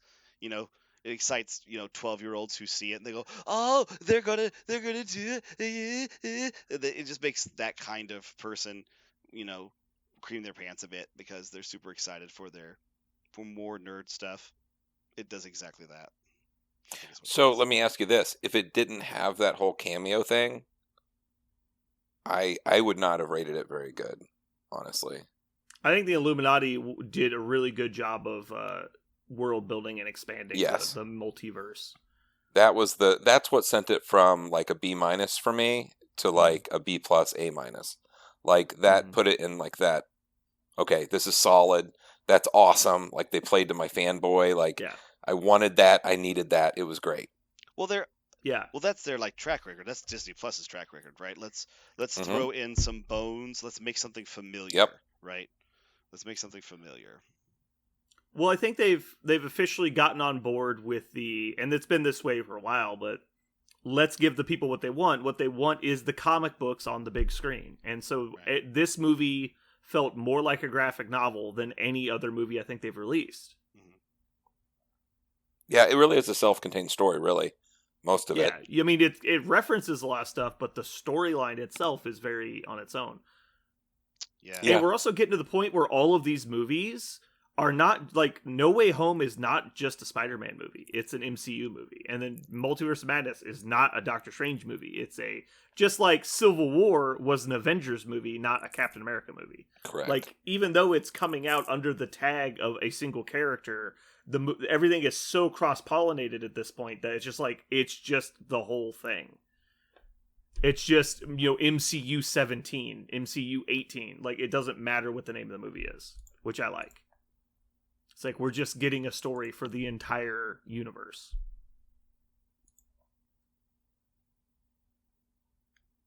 Anyway, this is going to be a long podcast. We should probably get out of here.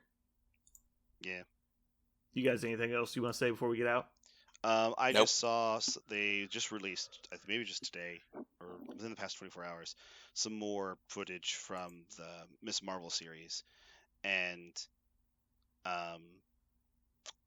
if they're doing her powers, what they released was like a couple different clips of her using her powers and what her powers are going to look like.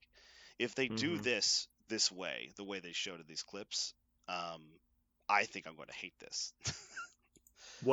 I heard something weird about it. They said they were going to do like... Yeah, she has basically like almost like miniature versions of... It looks like, and again, it's just a few random clips, right? Like teaser clips, not even full action sequences. But there's like bands around our arms, kind of like Quasar's bands. So one of the versions of like a Miss Marvel character was Marvel, right? Like the actual Kree guy. And depending upon what timeline and which, because there's like 18 different people who had these, but there's these bands, like big bands that go on your wrist and give you cosmic powers. And a bunch of different characters have had them, aliens and humans, and these kind of look like that. And looks like she's using like energy with them, but she's just an inhuman that stretches. And so at one point, like she reaches out her hand, and like the bands make like an energy, like a large version of her hand out of energy that goes and grabs something. Yeah. And so as soon as I saw that, I was like, ew, I don't. Yeah, they're like it's like Green Lantern hands. Yes. Like they're like energy constructs. It looks like energy. That's what I heard. Yeah, so it's like energy constructs instead of her body changes, which I don't know why they chose to do that. But as soon as I saw that, I heard it was due to special effects limitations. Right. I don't know why that's what like turned me off immediately. I don't mind Kamala Khan. They've done her well in lots of different media, and there's nothing really wrong with her. But so far, all my looks at this coming up show, this might be the first one that I'll have to be convinced. All the others I had good expectations and they were met, but this one I may have to be convinced that it's worth a shit because it looks like I'm bad. probably gonna have to watch it just so I can say it's terrible without people not believing me. When you were talking about how they were doing it, for some reason I imagine like old Saturday Night Live, like Gumby stop motion. I'm like, yep, Yeah. that sounds stupid. You know what? An animated show might have been a better choice. Just do a cartoon. Maybe. I mean, she's aimed at fairly young clientele, so. Whatevs. All right. Yeah, let's go ahead and wrap this up. We're almost at 3 hours. It's already past 1. Goodbye. Are you guys going to be gaming tomorrow? What is tomorrow? Just Thursday? I think so. Tomorrow will be Thursday. No, I mean, yes. Just, like, right. Today, tomorrow, New Zealand? Yeah. It's. Have you slept yet? It's fucking tomorrow. Shut up. All right.